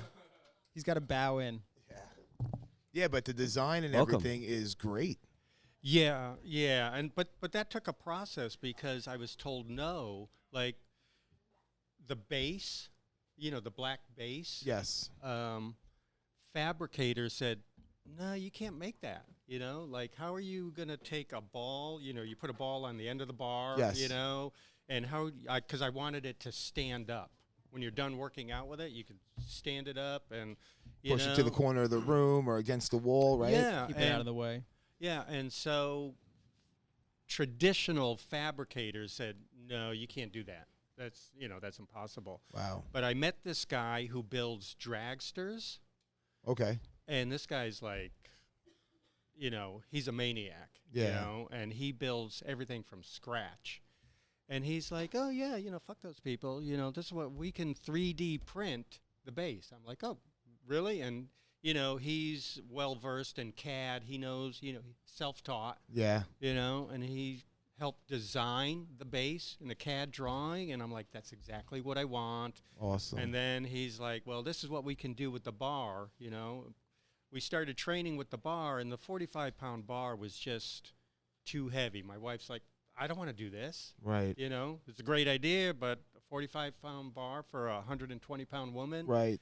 you know? And there's no way to change the weight when it's the solid bar. You're kind of committed That's to it. that weight, Yeah, that's right? It's the That's lowest it's it. going to That's go. the lowest it. Yeah, so, but AJ's like, well, this is what we can do. We can take one sleeve off because it's steel. Mm. We'll make an aluminum sleeve much lighter. We'll take the other end off. We're going to put a ball on there. And so the bar went from 45 pounds to 26 pounds. Yeah, it's great. And now it's light, it's accessible. Yep. And then, you Multiple use and different people for their strength level could use it. yeah, Yeah. 100%. And then we had ordered an Olympic bar from Fringe Sports in Austin, Texas, I believe, instead think of so, going to yeah. Rogue. But, you know, the bar was shipped to us in a long tube, like an 8-foot long tube, and we were looking at it when it showed up at the door. We're like, you know, we don't like this. We don't, you know, we'll ship it back. And my wife's like, well, that's going to cost like $100 to ship it back. I'm like, well, they shipped it for free, you know, sort of. You know, it was built into the price. Yeah. And our guy, AJ, who builds dragsters, he's like, you know, you can cut your bar in half. And, you know, you'll be able, because we were talking about shipping the product around the country. You know, we hadn't been to manufacturing yet, but we're kind of forward thinking everything. Right. And he's like, yeah, if you want to ship this thing, you know, why don't you cut it in half? I'm like, no, I'm not cutting my bar in half. You know, you're crazy. But that's because I was too close to the product. I didn't want any changes. This is my product. Leave it alone. You know, that kind of thing. But as we started moving along, I started opening up more and allowing things to come into my life as far as putting an aluminum sleeve on there, getting the patents, and, you know, just talking about different things, you know. The training methods. I had my own ideas on the training methods. And then cutting the bar in half was actually one of the best things we could ever do. Yeah. Just from thinking, well, how can we ship this? And then when I started doing more demos with the product, you know, Brandon's like, oh, you got a mace, you know, and then another guy at a gym owner was like, hey, you got a mace product there. And I'm like, what are you talking about? Yeah. You know, I had no idea, no clue. And then now It was a power move cutting it in half. I mean, it opened up so many options. So many options. Many options. And there's going to be more options, you know. We have a prototype app for the product. The same company that built the Fitbit app is building our app. To demonstrate workouts? Is that what the app is for? Yeah, you know, so you can go to your phone or any iOS device. You know, you have Fitbit or an Apple Watch or whatever, or your iOS TV, and you can just connect it and watch, you know, that we shot all the videos. Just Thankfully. Yeah, not with that hand. Yeah, now I can't. No. Yeah. I can do a lefty. Yeah. Just wouldn't look so hot. Right. But weak side. Yeah. So, you know, one of the goals is to have my own studio, not a brick and mortar place per se, but a studio where we can shoot and live stream and kind of take that Peloton model. Oh, that's a good idea. And live stream the exercises to the home user. But also we can either be B2B or B2C. Sell to all the Orange Theories, boutique gyms, big box gyms. See, and that's cool, too, taking the Peloton way, because going back to our earlier conversation, accountability, that's the hardest part about people working out at home. Yeah. Is there's no accountability. They're there by themselves. There's no partner. There's no class. So 15 minutes into the workout, they're like, all right, I'm done. Especially in the living room, it's like, am I going to do this? Or that couch over there is looking pretty Exactly. nice. So now if you're in that Peloton, that group environment, now you're held to some kind of standard. Right. You know, and it's going to make the people work out a little bit better, longer, right? Like, so it's a great idea. Yeah. Yeah, 100%. Even myself, you know, I'm one of those people that, 15 minutes is good or 3 sets is good. Yeah. You know, if I don't have somebody pushing me, then I could slack off. Yeah. You I mean, know? that was even when I used to just go to the gym regularly and like bench or squat or do curls, like trying to get your buddies to go. And some people are like, oh, you're just doing like arms today. Like, you don't need a spotter for arms. It's like, well, it's more or less for that push. Yeah. It's for looking over at your partner. He's like, come on, you got one more in you. You're like, oh, all right, I got one more in me. Yeah. You know, that drive. Oh, yeah, 100%. That's that accountability, and we want that, you know. We want to build a community, and, you know. But I think, you know, with the product, we have everything. You know, we have the hardware, the software, and creating the content. Yeah. You know, it was interesting. Since we started putting the product out on Instagram and, you know, traveling around, we went to Maui, we've been out to San Diego, we're going to Florida Love that next shirt. week, you know. I've gotten a lot of compliments on this Love shirt. that shirt. If you get another one, hook a brother up, all right? I'll see. Please. Next year. All right. I go wait. Yeah. Yeah, I mean, we'll be on the back side of the Yeah. shirt next year. Nice. All the sponsors. Yeah, You know, so but when grab some for your boys, All right. please. I'll see what I can do. Yeah, a lot of people have been reaching, a lot of companies, I got on a call, a Zoom call the other night. A venture capital company reached out, and they're like, hey, you got something amazing there. They saw it on Instagram. One of the founders met Sarah down in Texas. Right. And this guy, he's got all kinds of connections, and they're talking about investing 7 figures into the business. Wow. And they're like, we see this as a global product, and that's all great. I'm not sure how I want to take the business because they're like, where do you want to go with this? Do you want to build to sell in 5 years? Do you want to have an IPO, sell it publicly, that kind of thing? And, there's a price to pay for that too, like if you look at Peloton, they're heavily invested in. And I think just last year they started to turn a profit. And the guy Foley, who started the company, slapped a computer on a bike and they're off to the races, but what percentage of the company does he own? Yeah. Right. So when you do those kinds of things, you have these big corporations wanting to buy or invest heavily into you. You lose. Yeah, percentage of ownership.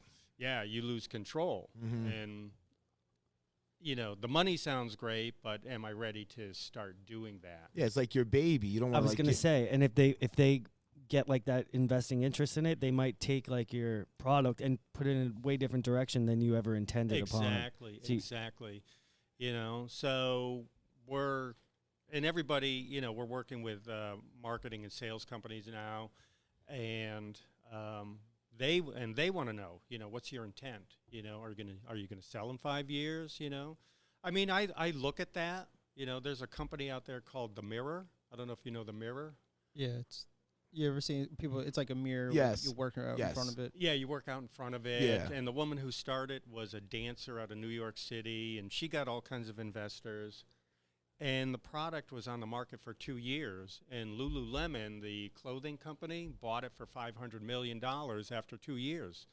I'm like, okay, well, that's not too bad, I can live with that. But maybe, can I live with that? But when you're like so invested in the product that you're creating, I mean, it's like kind of hard just to give it away. Yeah, it seems like it's something you believe in. Like not that you're in it just to make money, like more just to like kind of like. It's like when you have kids and they grow up and they finally, or time comes where they leave the house. It's like it's a bittersweet. You're like, all right, they're out on their own, but you kind of like, like that was like my little ball of clay that I molded for all these years, and now they're out on their own. It's kind of like the same concept. Yeah. I mean, that's the way I feel about it now, and I just have to figure out where do I want to go personally.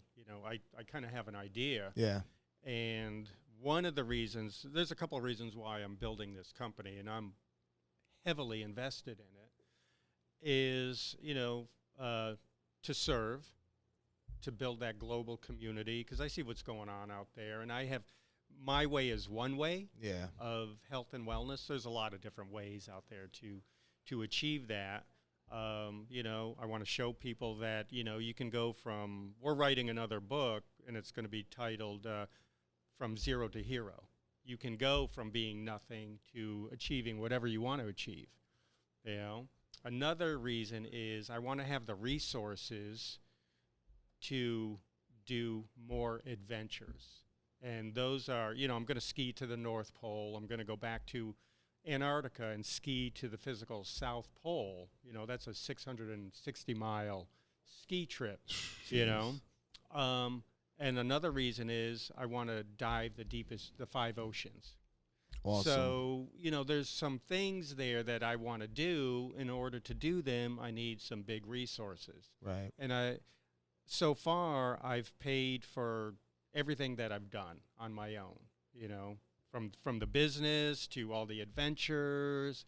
And I'm like, okay, well, maybe it's time I either create something or, then I have to go out there asking for money, to go to Everest or, because a lot of people are like, well, how come you're not sponsored now? Well, I really don't look for that. Yeah.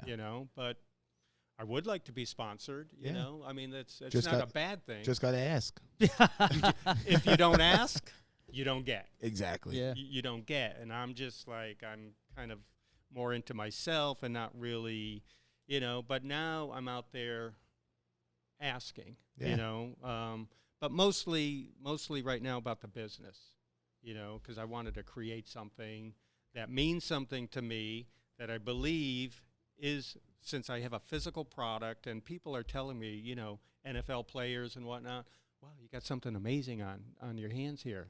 Yeah, that's It's right. great you know. feedback. Yeah. It's great. It's good feedback, and we're getting good feedback. Oh yeah, definitely. We're getting good feedback. Yeah, a bunch of us here can't wait.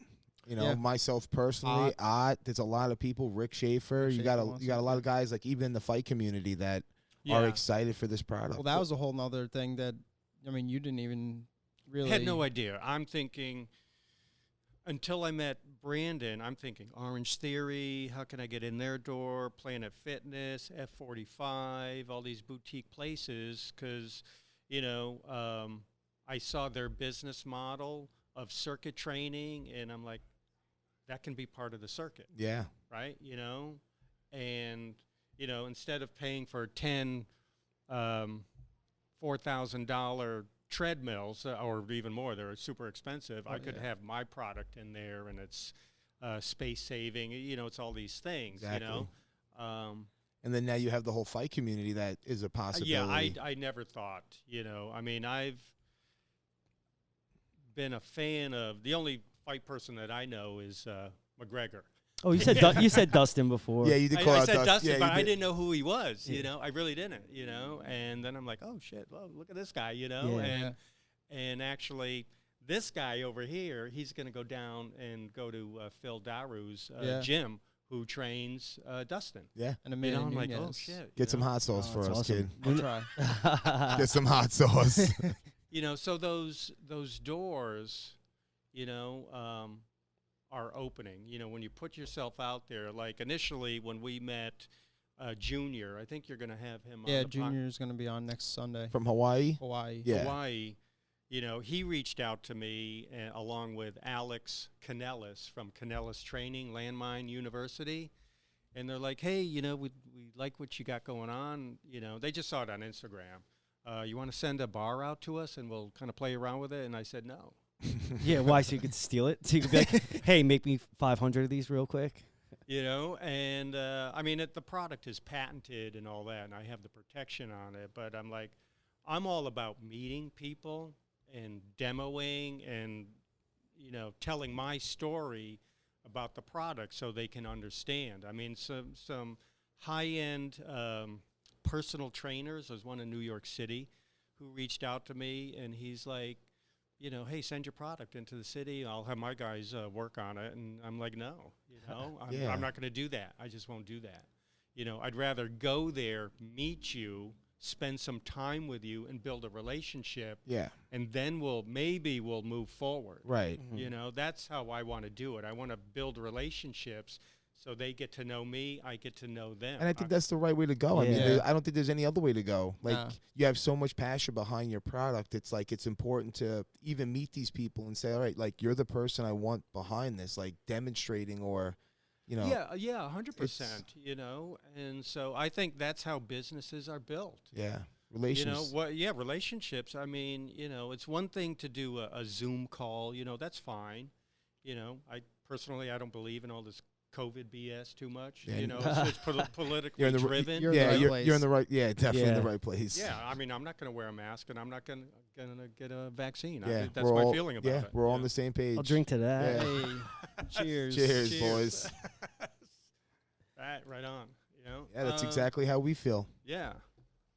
But even like, I think another a good thing about doing that is like they get to see the way that we like portray the product. Like, for example, like if we just gave it to someone, you know, who's a bodybuilder and they're like, I mean, this is cool, but like, what am I really going to do with this? But then if we go down there and we show them like the whole Landmine University system and how, you know, coiling the cord and you got a mace and this and that, and then they're like, oh, like you Yeah. didn't even know about the mace, you know? Right. And then, Right. once I showed you, now you're using the mace, All the now time. you're, so it's Love like, it. Love the weighted mace. yeah. It's so fun. Yeah, yeah. And just like, most people, they just do what they know, and for something new, they're going to take that and be like, yeah, this is cool, but. Right. I can't do what I normally do with this thing. Exactly. Yeah. And I think the other big plus about the product that you guys are putting out or you're putting out is that it's fun. It's not your traditional going to the gym, bench pressing. The monotony kills you. Like, I've worked out since I was in like 9th grade. And now it's like, I don't even want to do bench pressing anymore because it's the same old song and dance. Yeah. Well, there's, if you look at, say, your life in general, what's the purpose of bench pressing? Right. To say that, hey, I benched 350 pounds or whatever the number is, and is that what you really want? No. Like, where's that getting you aside of exactly, at the gym, exactly. impressing some people at the gym, Right. or maybe like aesthetic, like you get a big chest, Right. But it other was than a- that, it- it's not practical. Like in No, any it's other not. aspect But of you life. always had that idea, like, oh, if I bench this much, I'm strong. I'm in shape. I'm in shape. But like, you don't have to do that to be in shape anymore. Like, we're No. learning that through the product that's being talked about right now. Well, Remy says like moving like a human. Yeah. That's what you say, right? Yeah. No, for Yeah, real. yeah, That's what he it's says. true. No, be a human first and athlete second. Yeah. Yeah. But even like that, like it's a totally better way to work out. Like it goes along the lines of your, biomechanics, right? Yep. Of how your body moves. And Yeah. like, even we were talking the other day, you said from using the mace, right? Which you wouldn't necessarily think it's a low back exercise, right? You're like, you see someone swinging a mace, you're like, all right, grip, forearms, Right. shoulder, but you said that from using what you've been using for maybe a month now? Yeah, like almost every day at a minimum of 15 minutes a day. And- Some days it's more. And you were saying that how your low back has like the pressure has decreased in the low back, right? Yeah. You're feeling like a lot better. So much better. And it's just And- from keeping that core tight when I'm swinging the mace. yeah, and I was also explaining the other day how through pendular motions, right? Like think about like a kettlebell swing or swinging the mace in that circle, the 360 degrees. You're uplifting, right? That weight's not going straight down and straight up, right? It has that bell curve. So no matter what exercise you're doing, you're actually pulling yourself up. So it's Yeah. going to decrease that pressure in the low back, right? Yeah. So it's just a smarter, better, safer way to work out.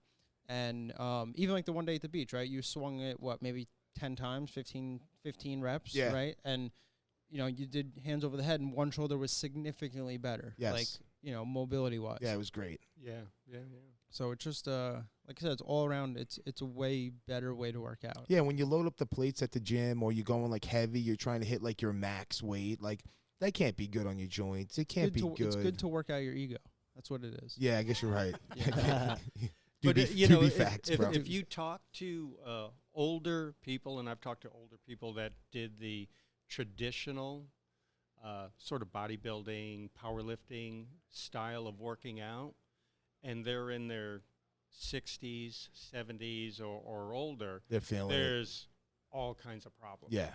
All kinds of problems. And they'll say, because I met somebody recently, a couple of weeks ago, and he's like, if I knew now what I would have never, it was like, yeah, it was kind of fun back in the day, to squat and bench, that kind of things. But he walks with a cane now. Yeah, And sad. he's just all kinds of, Yeah. his back is compressed, and just knee problems. Sounds like and he's Rodney Coleman, right? Yeah, Ronnie Coleman. Meanwhile, he thought he was doing the right thing and keeping himself in shape. Yeah, I mean, you Yeah. don't know That- what you don't know. That's Yeah. Exactly. that's the ironic thing about the gym. Like we go there for our health and fitness, right? Air quotes. But yet most people who go to the gym end up hurt, injured, Yeah. something, Long-term injuries, stuff Right. like that. Yeah. which doesn't allow you to be healthy. I know I'm late to the party, sorry. Oh, you're here?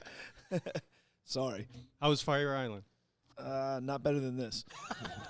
That's why I left to come here. But what I was gonna say is, what you guys are talking about, I had a bunch of friends that did CrossFit all the time, and I'm not the biggest person on CrossFit. I think it's great for people. It's a entryway for people to start getting a Yeah. routine and getting fit, and there's a good community behind it. I think community behind working out and things like that is extremely healthy. And that's one of the big benefits behind jiu-jitsu and what you were talking about, building a community through your product. Right. You have people that you share that bond with whatever it is, that struggle of working out or getting in shape. Misery likes company. It builds a good community. It keeps you accountable, and it keeps you showing up. But I used to have the discussion with him. He'd get injured all the time from CrossFit. I'm like, dude, what are you doing that for? And he'd be like, you're injured all the time. I'm like, yeah, but I do a combat sport, right? Like, we're trying to hurt each other. We're learning how to fight. Combat sports, it's kind of part of the job, right? You try to work around it the best you can, but it happens. It's part of what you're doing. And I'm like, you're trying to work out. You're not supposed to get injured working out. Yeah. But but that was their. I think they're changing their business model. But wasn't that their philosophy? Was getting hurt was a badge of honor. You know? Oh, I didn't know that in CrossFit. That makes it even Oh, worse yeah. to me. Oh, I don't yeah. know. No, I I don't mean, even know. Those are like the shitty gyms, but you know, But that shouldn't be happening. And No. I had to say that to him. He's like, oh, what do you mean you're always hurt? I'm like, dude, I fight. yeah. Like, that comes with the territory. Right. It's, There's no way to practice fighting without actually having the fight. right. So me getting injured is part of the job. It's yeah. going to happen. You getting injured working out shouldn't be like, oh, it's just part of the job. Everybody gets injured when they do CrossFit. Right, It you're sounds there to like get better. You know. Yeah. You're It doesn't always sound supposed like to it's be. supposed to be part Well, of you're the supposed job. to be taking care of the body, Exactly. right? Yeah. And like for me, injury is not good, and I've been very fortunate that I haven't been injured. You know, but I don't want to get injured. If I get injured, then I can't do what I need to do. Absolutely. Whether it's mountain Right. climbing or building a business or whatever, you know, it just, to me, it doesn't make sense. I 100% agree. And that You know, was, that's like going to Taco Bell 2 a.m. kind of thing, right? Yeah. Whoa, taking shots at the kid. Nah, that ain't right. Terry G. That just ain't Terry right. G. last night with the 3 I'm gonna Taco stop you. Bells. 2 Taco Bells and 1 Wendy's. Damn. I didn't get anything though. Yeah, because someone was looking out for you, bro. But anyway, on another topic, the coiling, and just to tie that into jujitsu, it's called coiling, that motion, Coiling. connecting the Yeah. landmarks. I Yeah. was having a lot of difficulty with like a bigger, stronger opponent when they got me in side control. I would get my Still do. Yeah, well, you haven't been there, so you'll see. I'll try it out on you. But we had a smaller class, and Danny asked us if there was any particular things we wanted to work on. I said, when I'm with some of these bigger, stronger, more skillful guys, they get me in side control, they could just lay on me for the round. It's like, it sucks. It's like disheartening. Yeah, I'm like, of I got course. my frames, I'm pushing, and I can't get my low knee in. And Danny was like, oh, you know, have you done any of the total motion stuff with Remy? And I went to the workshop. He's like, the coiling, like connecting your elbow to your hip. Yeah. And I started doing it, and sure enough, like I'm able to like regain my Nice. guard. Yeah. So like it really made just that one thing. And another thing that looks so much easier than it is, but I went to the workshop, I watched like a couple videos, so it wasn't coming in. And like, you know, Brandon's doing his thing, and I'm like, I watched a couple videos, so I wasn't walking in there like without knowing anything. And I'm like, oh, I got this shit, it's easy. And I was the biggest spaz. He had to correct me like every single. Isn't it hard, though? It's so much hard. It's so yeah. much harder It than looks it looks. easy? Yeah. I was telling that to Remy when we were doing the total motion at the beach. I was like, man, I'm like I'm pretty coordinated. I'm pretty athletic, and like just the motions. It took me a little bit to like connect everything. Yeah. You know, it was weird. It was funny. Like I'm like, oh, you just, you know, even like the idea of like doing Just swinging the it. swinging it. It Yeah. was like, get tighter. Picture yourself doing it in a hallway. You got to be, you know. And it took me a little while to actually get the motion down, you know? Yeah, and he did like some like kind of like stretches and warm ups like up against the wall, like preparing us for like what we were gonna do, like just, you know, holding it there. Yeah. And it gets, I mean, it's a good workout. Like you Oh, get a yeah. good It's burn a going. great Yeah. workout. It's a great workout. when I first started working with you, Remy, I remember I came to him. Alarm. That's Thanks, your Terrence. that's the alarm going off telling you to not eat Wendy's.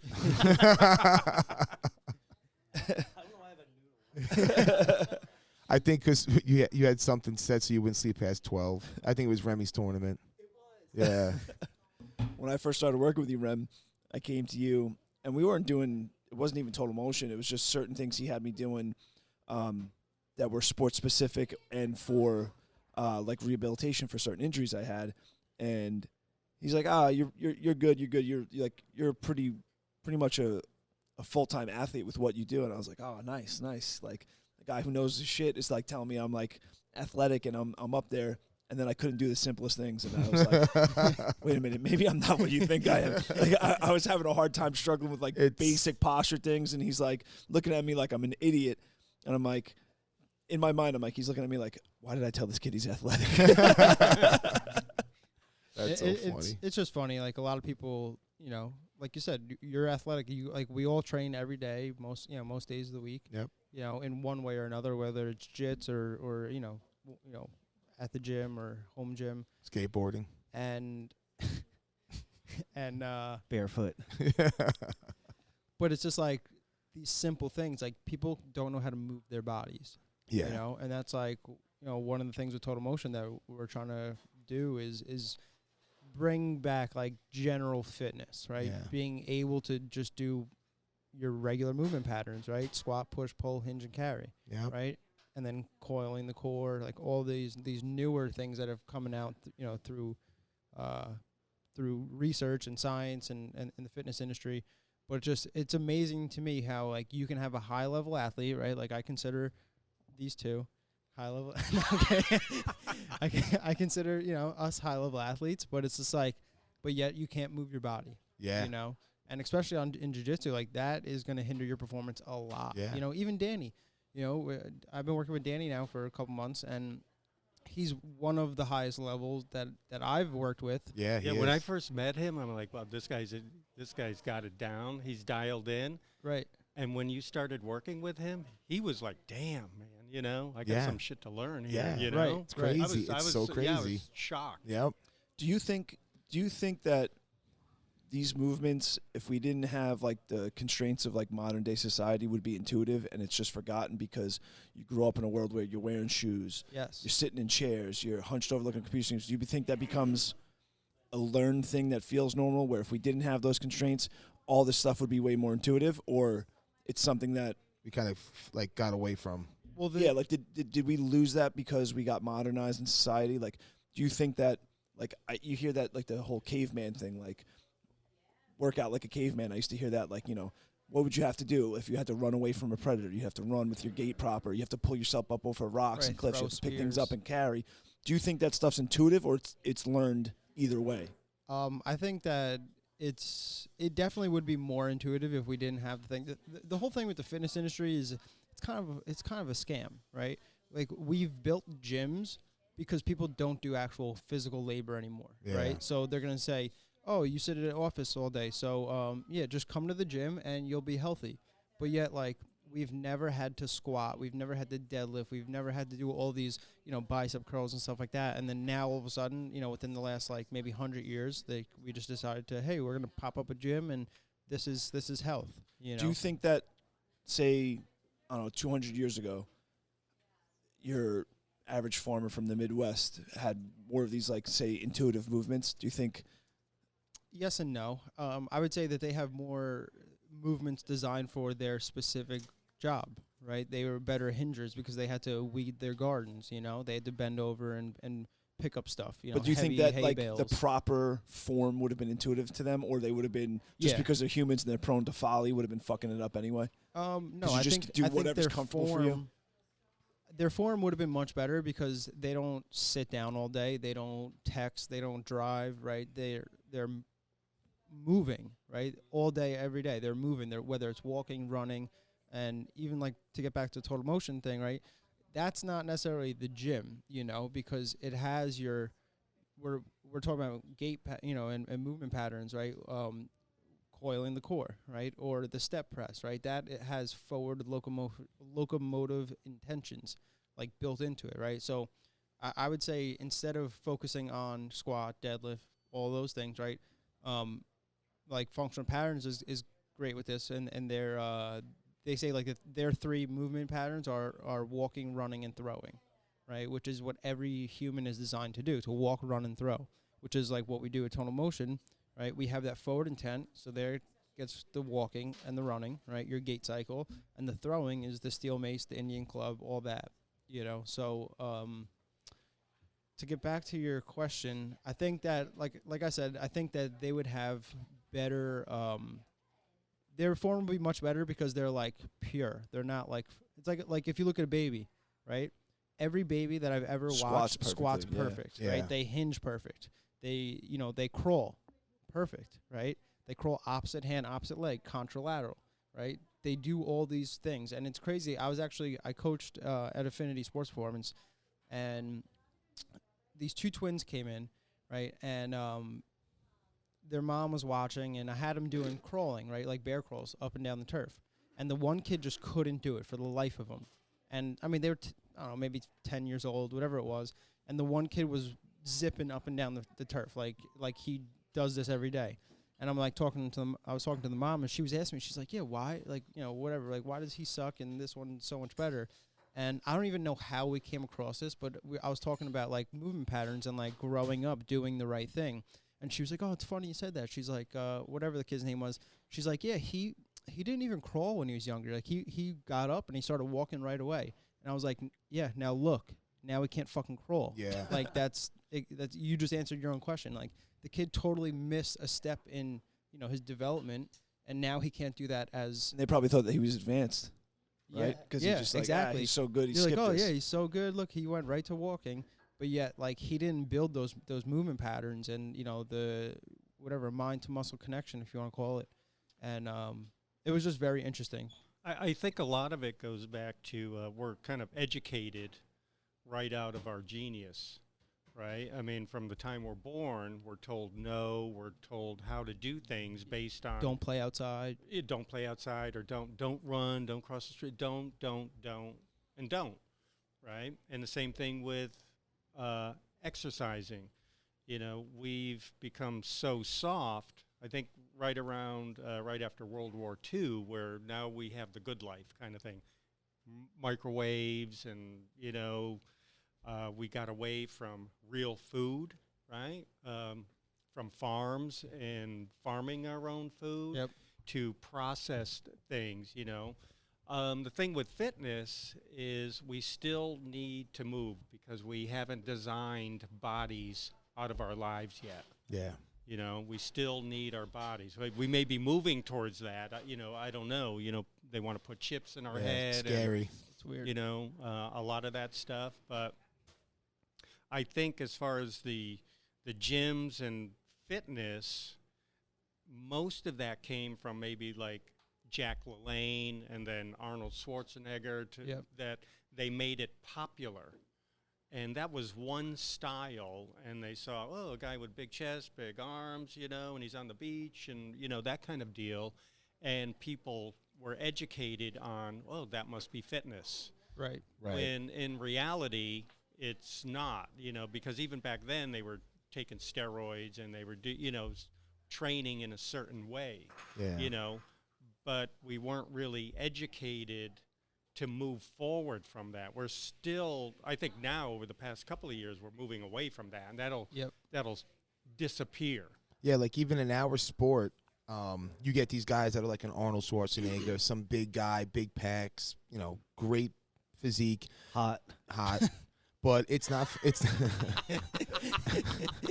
But it's not functional. These guys come into the gym, they do our sport, and they're basically at the bottom of the food chain because there's no strength. It's just for looks, you know. And you get someone like us who, you know, we're not in any kind of crazy shape. It's not like we're a specimen, but these guys have a real hard time with us because it's like, that's just for show. You know, they're not really in shape. They're not all show really, and no go. That's right. what we say in my line of work. When a big guy comes, when a guy comes out and he can't, like, you see guys half his size, like picking beams up and running them around, and the guy's dying. Yeah, and it's like, so you're it's right. a different kind of People strength. had this misconception that being in shape is an Arnold Schwarzenegger, somebody who has a six pack and a crazy physique, and it's not really the case. And I learned that through mountain climbing. Like, typically the guys that I climb with, they climb most of the time. You know, that's kind of their living, and they live out of their vans, and they're surfing.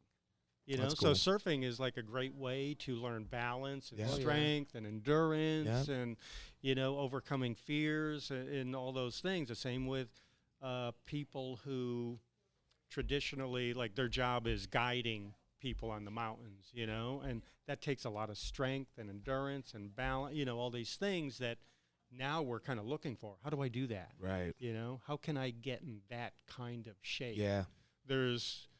You can either become a mountain guide or a surfer, you know, if you want to. You can do those things, but there are ways which we're developing, to get in shape or take care of the body, you know, that kind of mindset, functional fitness, movement where, functional fitness is just so you can go out and function, right? Right. So you Right. can go out and, if you're working construction or, whatever you're doing, so you can live your life, take care of your kids, whatever, that's what functional fitness really is. And learning how to take care of, because, I think we have everything we could ever want here, food, the best nutrition, and still we're still the sickest country in the know. world. It's so crazy. It's weird. Obesity, it's insane.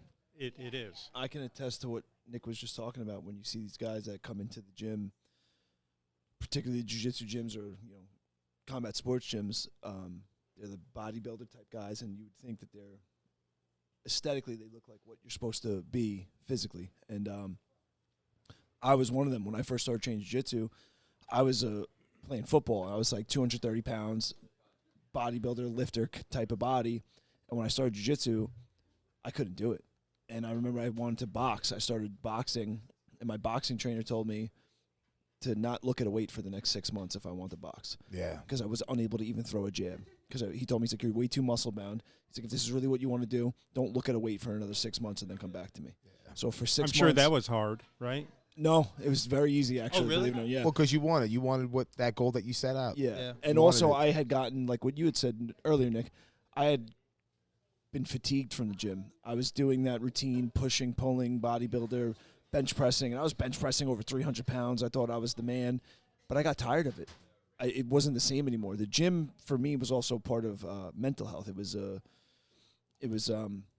something that helped me purge my day. Like I had to. It was a release. Yeah, and it stopped being that for me because I got sick and tired of it. I was bored. Yeah. And when I decided, I'd always wanted to fight when I was young, and when I decided I was going to go do it, this guy told me, stop lifting weights.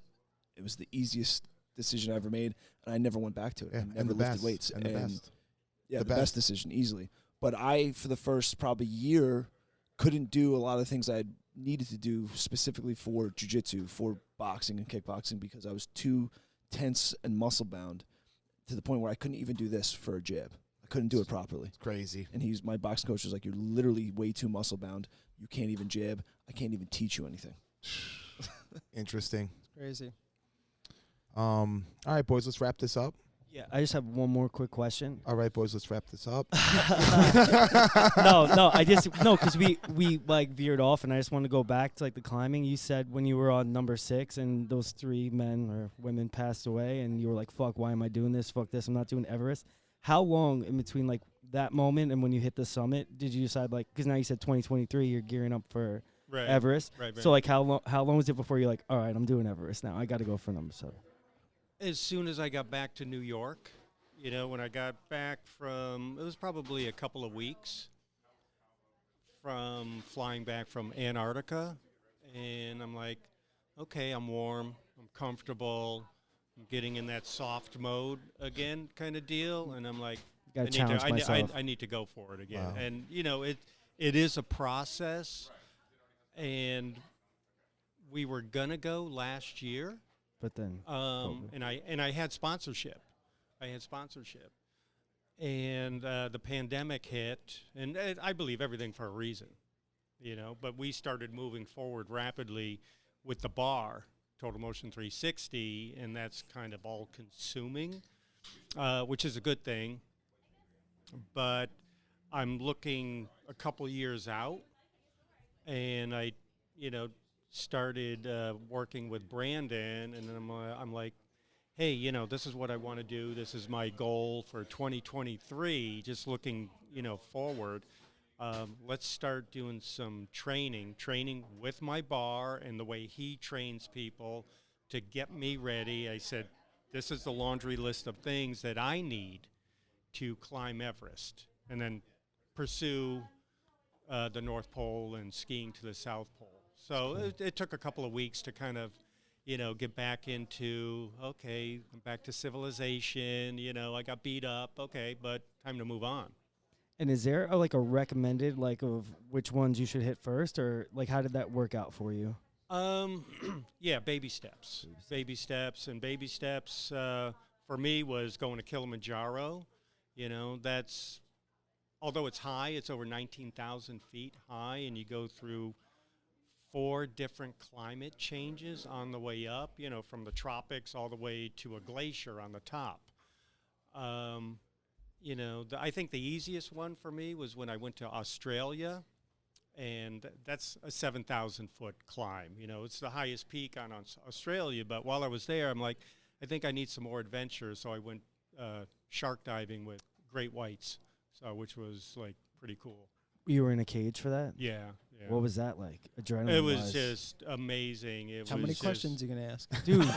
You guys talking about diving? Which you guys don't want to hear about this? All right. I do. I'm in. Maybe because I'm late to the party and I missed the good stuff, but I'm in. No, that was it was kind of a impromptu thing where, okay, a one-day climb. I mean, just getting to Australia is just like an adventure, I did the climb. It was great. There's, okay, check that box. But I'm like, here in Australia, something that I've always wanted to do because I'm a certified hard hat diver, underwater heliox cutting and welding and, deep sea diving. So I'm like, but I'm interested in the oceans. And I'm like, great whites are prominent down in Australia. So I'm like, I'm going to do that. So I hired a boat driver, and this is what they do. They take you out to the Great Barrier Reef, and they lower you in a cage, and they're throwing chum out in the water. Oh, my God. We it was just amazing. To me, it was amazing because there's great whites, probably 13, 14, 15 footers, circling the cage. And, it was just coming up to the cage. And I do have video of sharks banging against the cage and trying to get in. And I'm like in the cage, and it was awesome. It was just, it was scary, but, I wasn't outside the cage, but I'm not really trained to know how to deal with that kind of thing. But I would definitely not go outside the cage if there was chum in the water. That's just wild. Yeah. I'm sure people do it, but that's not something I could ever see myself doing. I mean, obviously, like climbing or jujitsu or whatever you're doing, you need to know what you're doing. Yeah. Right? Because you could get hurt really bad, and I'm not, I'm going to do more of those adventures. I want to dive to the deepest parts of each of the 5 oceans. I'm going to do that. But I need the resources to do that. There's only been one person in the world who has done that. This guy, Victor Vescovo, he's from Dallas, Texas. He's a hedge fund guy. He's got the bucks to do that. But I'm like, I'm on that path, and I'm going to do that. I just want to keep doing more adventures. Richard Branson went into space recently. Yes. Went up to 245,000 feet. And he's doing that kind of like commercially now. It's going to be for that's civilians. happening. Yeah. I mean, the jets that we're flying now, you're going to be able to go to New York to Sydney, get up in the upper atmospheres, which is that high, right? Typically, we go to 45,000 feet, 50,000 feet, which is, I mean, you're talking about 7-8 miles up, which is high. But when you get in the upper atmosphere, you'll be able to travel a lot faster. Typically we go a Mach speed of 0.8, 80, 84, something like that. So it takes you longer, right? But those are things that are coming, and I want to be a part of that.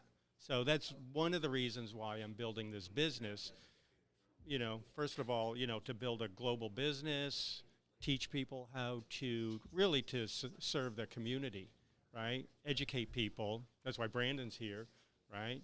To educate people on how to take care of their bodies, proper nutrition and proper movement, That's going to serve me. But I want to go on these amazing adventures. And I see, some people, very few people, doing crazy shit, or sort of, that's what they call it, crazy stuff, right? Yeah. Like Branson's crazy or whatever. And I'm like, he's cool. He's awesome, and I'm going to get a chance to meet him, So, he's an inspiration to me. Here's a guy who started from nothing, became a billionaire, and he's done all these crazy adventures, And I want to do more of that stuff, whether it's shark diving, the deepest oceans, the highest peaks on the world, stuff like that. That's adventure to me. You have to come up with your own kind of. Don't do what I do. Do what you want to do. You know, Yeah. I always tell people that. Yeah. It doesn't have to be mountain climbing. Could be jiu-jitsu or going to Starbucks and having a coffee. You know, if you're afraid to get out of your house, you know. Yeah, baby and there are steps. people like Baby that. steps. Baby some steps. some adventure. Yeah, I'm getting a frappuccino. You know. I was telling a story on podcast maybe 2 weeks ago or last week. I went climbing one time, and it was awesome, super intense. Not anything we did. Where'd you go? In the Gunks upstate. I think they're called the Showa Gunks, the mountains, like in Oneonta. A buddy of ours that we train with, he was a big climber. He used to be a guide. He hadn't done it in a while, but he took me with him, and we had a guide. And he tells the guide not to worry, that I can skip the beginners because I was an MMA fighter. Because the mountain was really busy. It was like a beautiful fall day, like the end of September. The mountain was real busy, and all the beginner courses or whatever paths were busy. And one of the little more like advanced beginner ones, it was like a A2 or whatever. There's like, I forget what they all are. I know it's like A1, A2 in like terms of difficulty. He's like, this guy's fine. Don't worry about it. He's an MMA fighter. He'll be fine. And the guide was like, the fuck does that have to do with mountain climbing? And I was like, yeah. What does that have to do with it? He's like, trust me, you'll be all right. I'm like, all right. So we went. We think we did like an A2, and I did it well. And we went to like another one. It was like an A3, and I got stuck. I got stuck for like 20 minutes on one part of the mountain that I couldn't figure out. And I remember sitting there trying to figure this out, and I couldn't. And I'm like, man, this isn't like jiu-jitsu. This isn't like a fight where it's like you can will this to happen or break somebody else where, if you just keep going, this other person might get fatigued and you can get what you want. I'm like, this mountain, It's not going anywhere. yeah, it's completely indifferent to me. And after like 20 minutes, I figured it out. I had to fall first. I fell, and I fell like a good 8 to 10 feet, to the last clip-in. And once I fell, I guess that mental barrier broke for me, and I was like, okay, I can do this. It's okay if I make a mistake and fail. I can continue. Right. So I fell, climbed back up, got back to the spot where I was having trouble, and I got past, and I got to the top of the mountain. My guide is this guy, Bob. He was probably about 73 years old. And he didn't look like a guy that was strong or in shape that could do this, but he was a beast. And I got to the top, and he's like, I'm really surprised that you made it. I'm like, what do you mean? He goes, most people, when they spend that amount of time, they get fatigued, and I have to come get them. And he's like, it's actually pretty impressive. And he's like, maybe all that MMA stuff served you well. I was like, dude, that was the scariest thing I've ever done. Because, I mean, not that the exposure was super crazy, but you're exposed enough where if I'm looking down, I'm like, holy shit, if I fall, I'm dead. And it was a real mental test to get past that and continue on. But the feeling, the reward was great because now you get to the top, you have a good view. It was one of the coolest experiences I ever had, and it really it taught me a lot about the battle of you versus you. Exactly. When I started with Brandon and we were talking about training for Everest, I said, the physical is one thing, but I need the training from the neck up. Right. Right. So push me hard. I need that, number one, for the physical aspect, but I mentally need to know that I can do this, right? And I've seen guys break down and cry on the mountain. And those are typically the guys that they have all the brand new gear and, I trained and I did this. And I remember on Aconcagua, we were maybe at 16,000 feet, and it I was like 250 freaking out. 16,000. Yeah, and this one guy, I won't mention his name, but he's in his tent and he's crying. It's like, there's no crying here, bro. Let's go, But he had to be flown off, And then once he raised his hand, like, okay, I give up, then somebody else quit too. So there's that mental aspect of they opened the door for them. It opened the door. It's like, okay, I'm going too, When's the helicopter going to get here, kind of thing, But and that's a scary thing, but you need to be mentally prepared. That's why, like, when you guys are going to go do your fighting or whatever, you're mentally ready, like, I got this. Yep. Right? And if you think, well, maybe I got it, then maybe you won't get it. Right? So you have to be 100% all in, and you have to, I call it a knowing, you just have to know, right, that I'm going to do this. I got this. Okay, we're going to push through. you know. So I think that's a big part of, I think the physical training helps you to get there. And, you know, it's a good thing. That's why we feel good after being pushed or pushing ourselves with the physical training. I did zero physical training up to that point for what we were doing. You know, I'd done physical training, but not for that. And it was an eye opener. Yeah, I mean, you know, the alpine climbing, that's what I do. It's a lot of mental preparation because you're going to get caught, whether it's in a storm or something, and there's no going back. There's no turning around. There's nobody coming to Antarctica or Everest, really, to come and get you. There's nobody's going to climb up and risk their neck to come and rescue you. So, you know, for me, I have to go into it with that kind of mindset. So, but I'm all in, you know, I'm all in. I'm willing to take that kind of risk. And, you know, talking about entrepreneurship or whatever, most people are not willing to risk all their money or, you know, a lot of other things, being humiliated, you know, people are going to criticize you. And, you know, personally, I don't give a shit what anybody says about me. You know, it's none of my business what you think of me. So I'm just going to press on and do what I want to do with my life. And I think the things that I'm doing, the principles that I've developed and the values and morals along the way through my journey, I'm doing a good thing. You know, I really believe that I'm doing a good thing to go out there and serve and help other people become better through health and wellness, right? We talked about 4 pillars and those kind of things, you know, nutrition and serving and giving back, and I think it's a good thing that I'm doing is a good thing. Yeah. So I'm just going to keep pressing forward, and I just want to show people that you can go out and do these things. You know, it doesn't have to be climbing. It could be anything. You know, I mean, like I said, I went from zero to hero. You know, when I was told, well, you know, you can't fly a jet, you can't do these things, but for me, that put the chip on my shoulder, and I'm like, well, fuck you. I'm going to do what you know. Was it easy? No, it wasn't easy, you know. But that's okay. It's not meant to be easy. Yeah, never is. It's meant to be hard. Yep. It's meant to be hard. That's why life is hard. Yep. So, you know, but people want the check in the mail. Always. You know, they want the check in the mail. They want the government to take care of them. I mean, we're going to get off topic. We're going to get political here, but that's what you see what's happening right now. Yeah. It's political. People want the soft spot. Yep. You know? Comfortable. And, comfortable. But they're the ones who lose because you only get one shot at this. Right? There's only, as far as I know, there is no afterlife as far as, you know, I'm going to be reincarnated into something. You know, there's only one at bat, and I'm going to take a swing. So that's kind of my philosophy of that, you know. Well, on that note, I want to thank you for coming on. Yeah, thank you. We Yeah, appreciate this awesome conversation. Yeah, thank you. Is there any plugs or shout-outs that you want to put in right now? The books, the website, the product. Go to, I have 2 websites now, Total Motion 360, and that's going to be changing because we're going to production now. The product's coming out.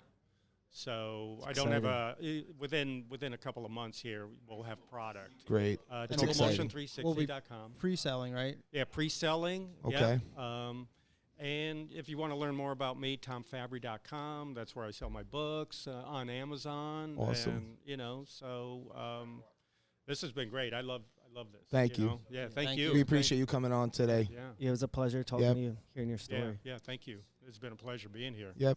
I was like, I heard, you know, some of your conversation. I listened to one of the podcasts. I didn't get all the way through it, but I'm like, oh, these guys are just like open and honest and just you know, like a different version of Joe Rogan. Thank you. We'll take that compliment. Yeah, it's a compliment. All right, go check out the website too.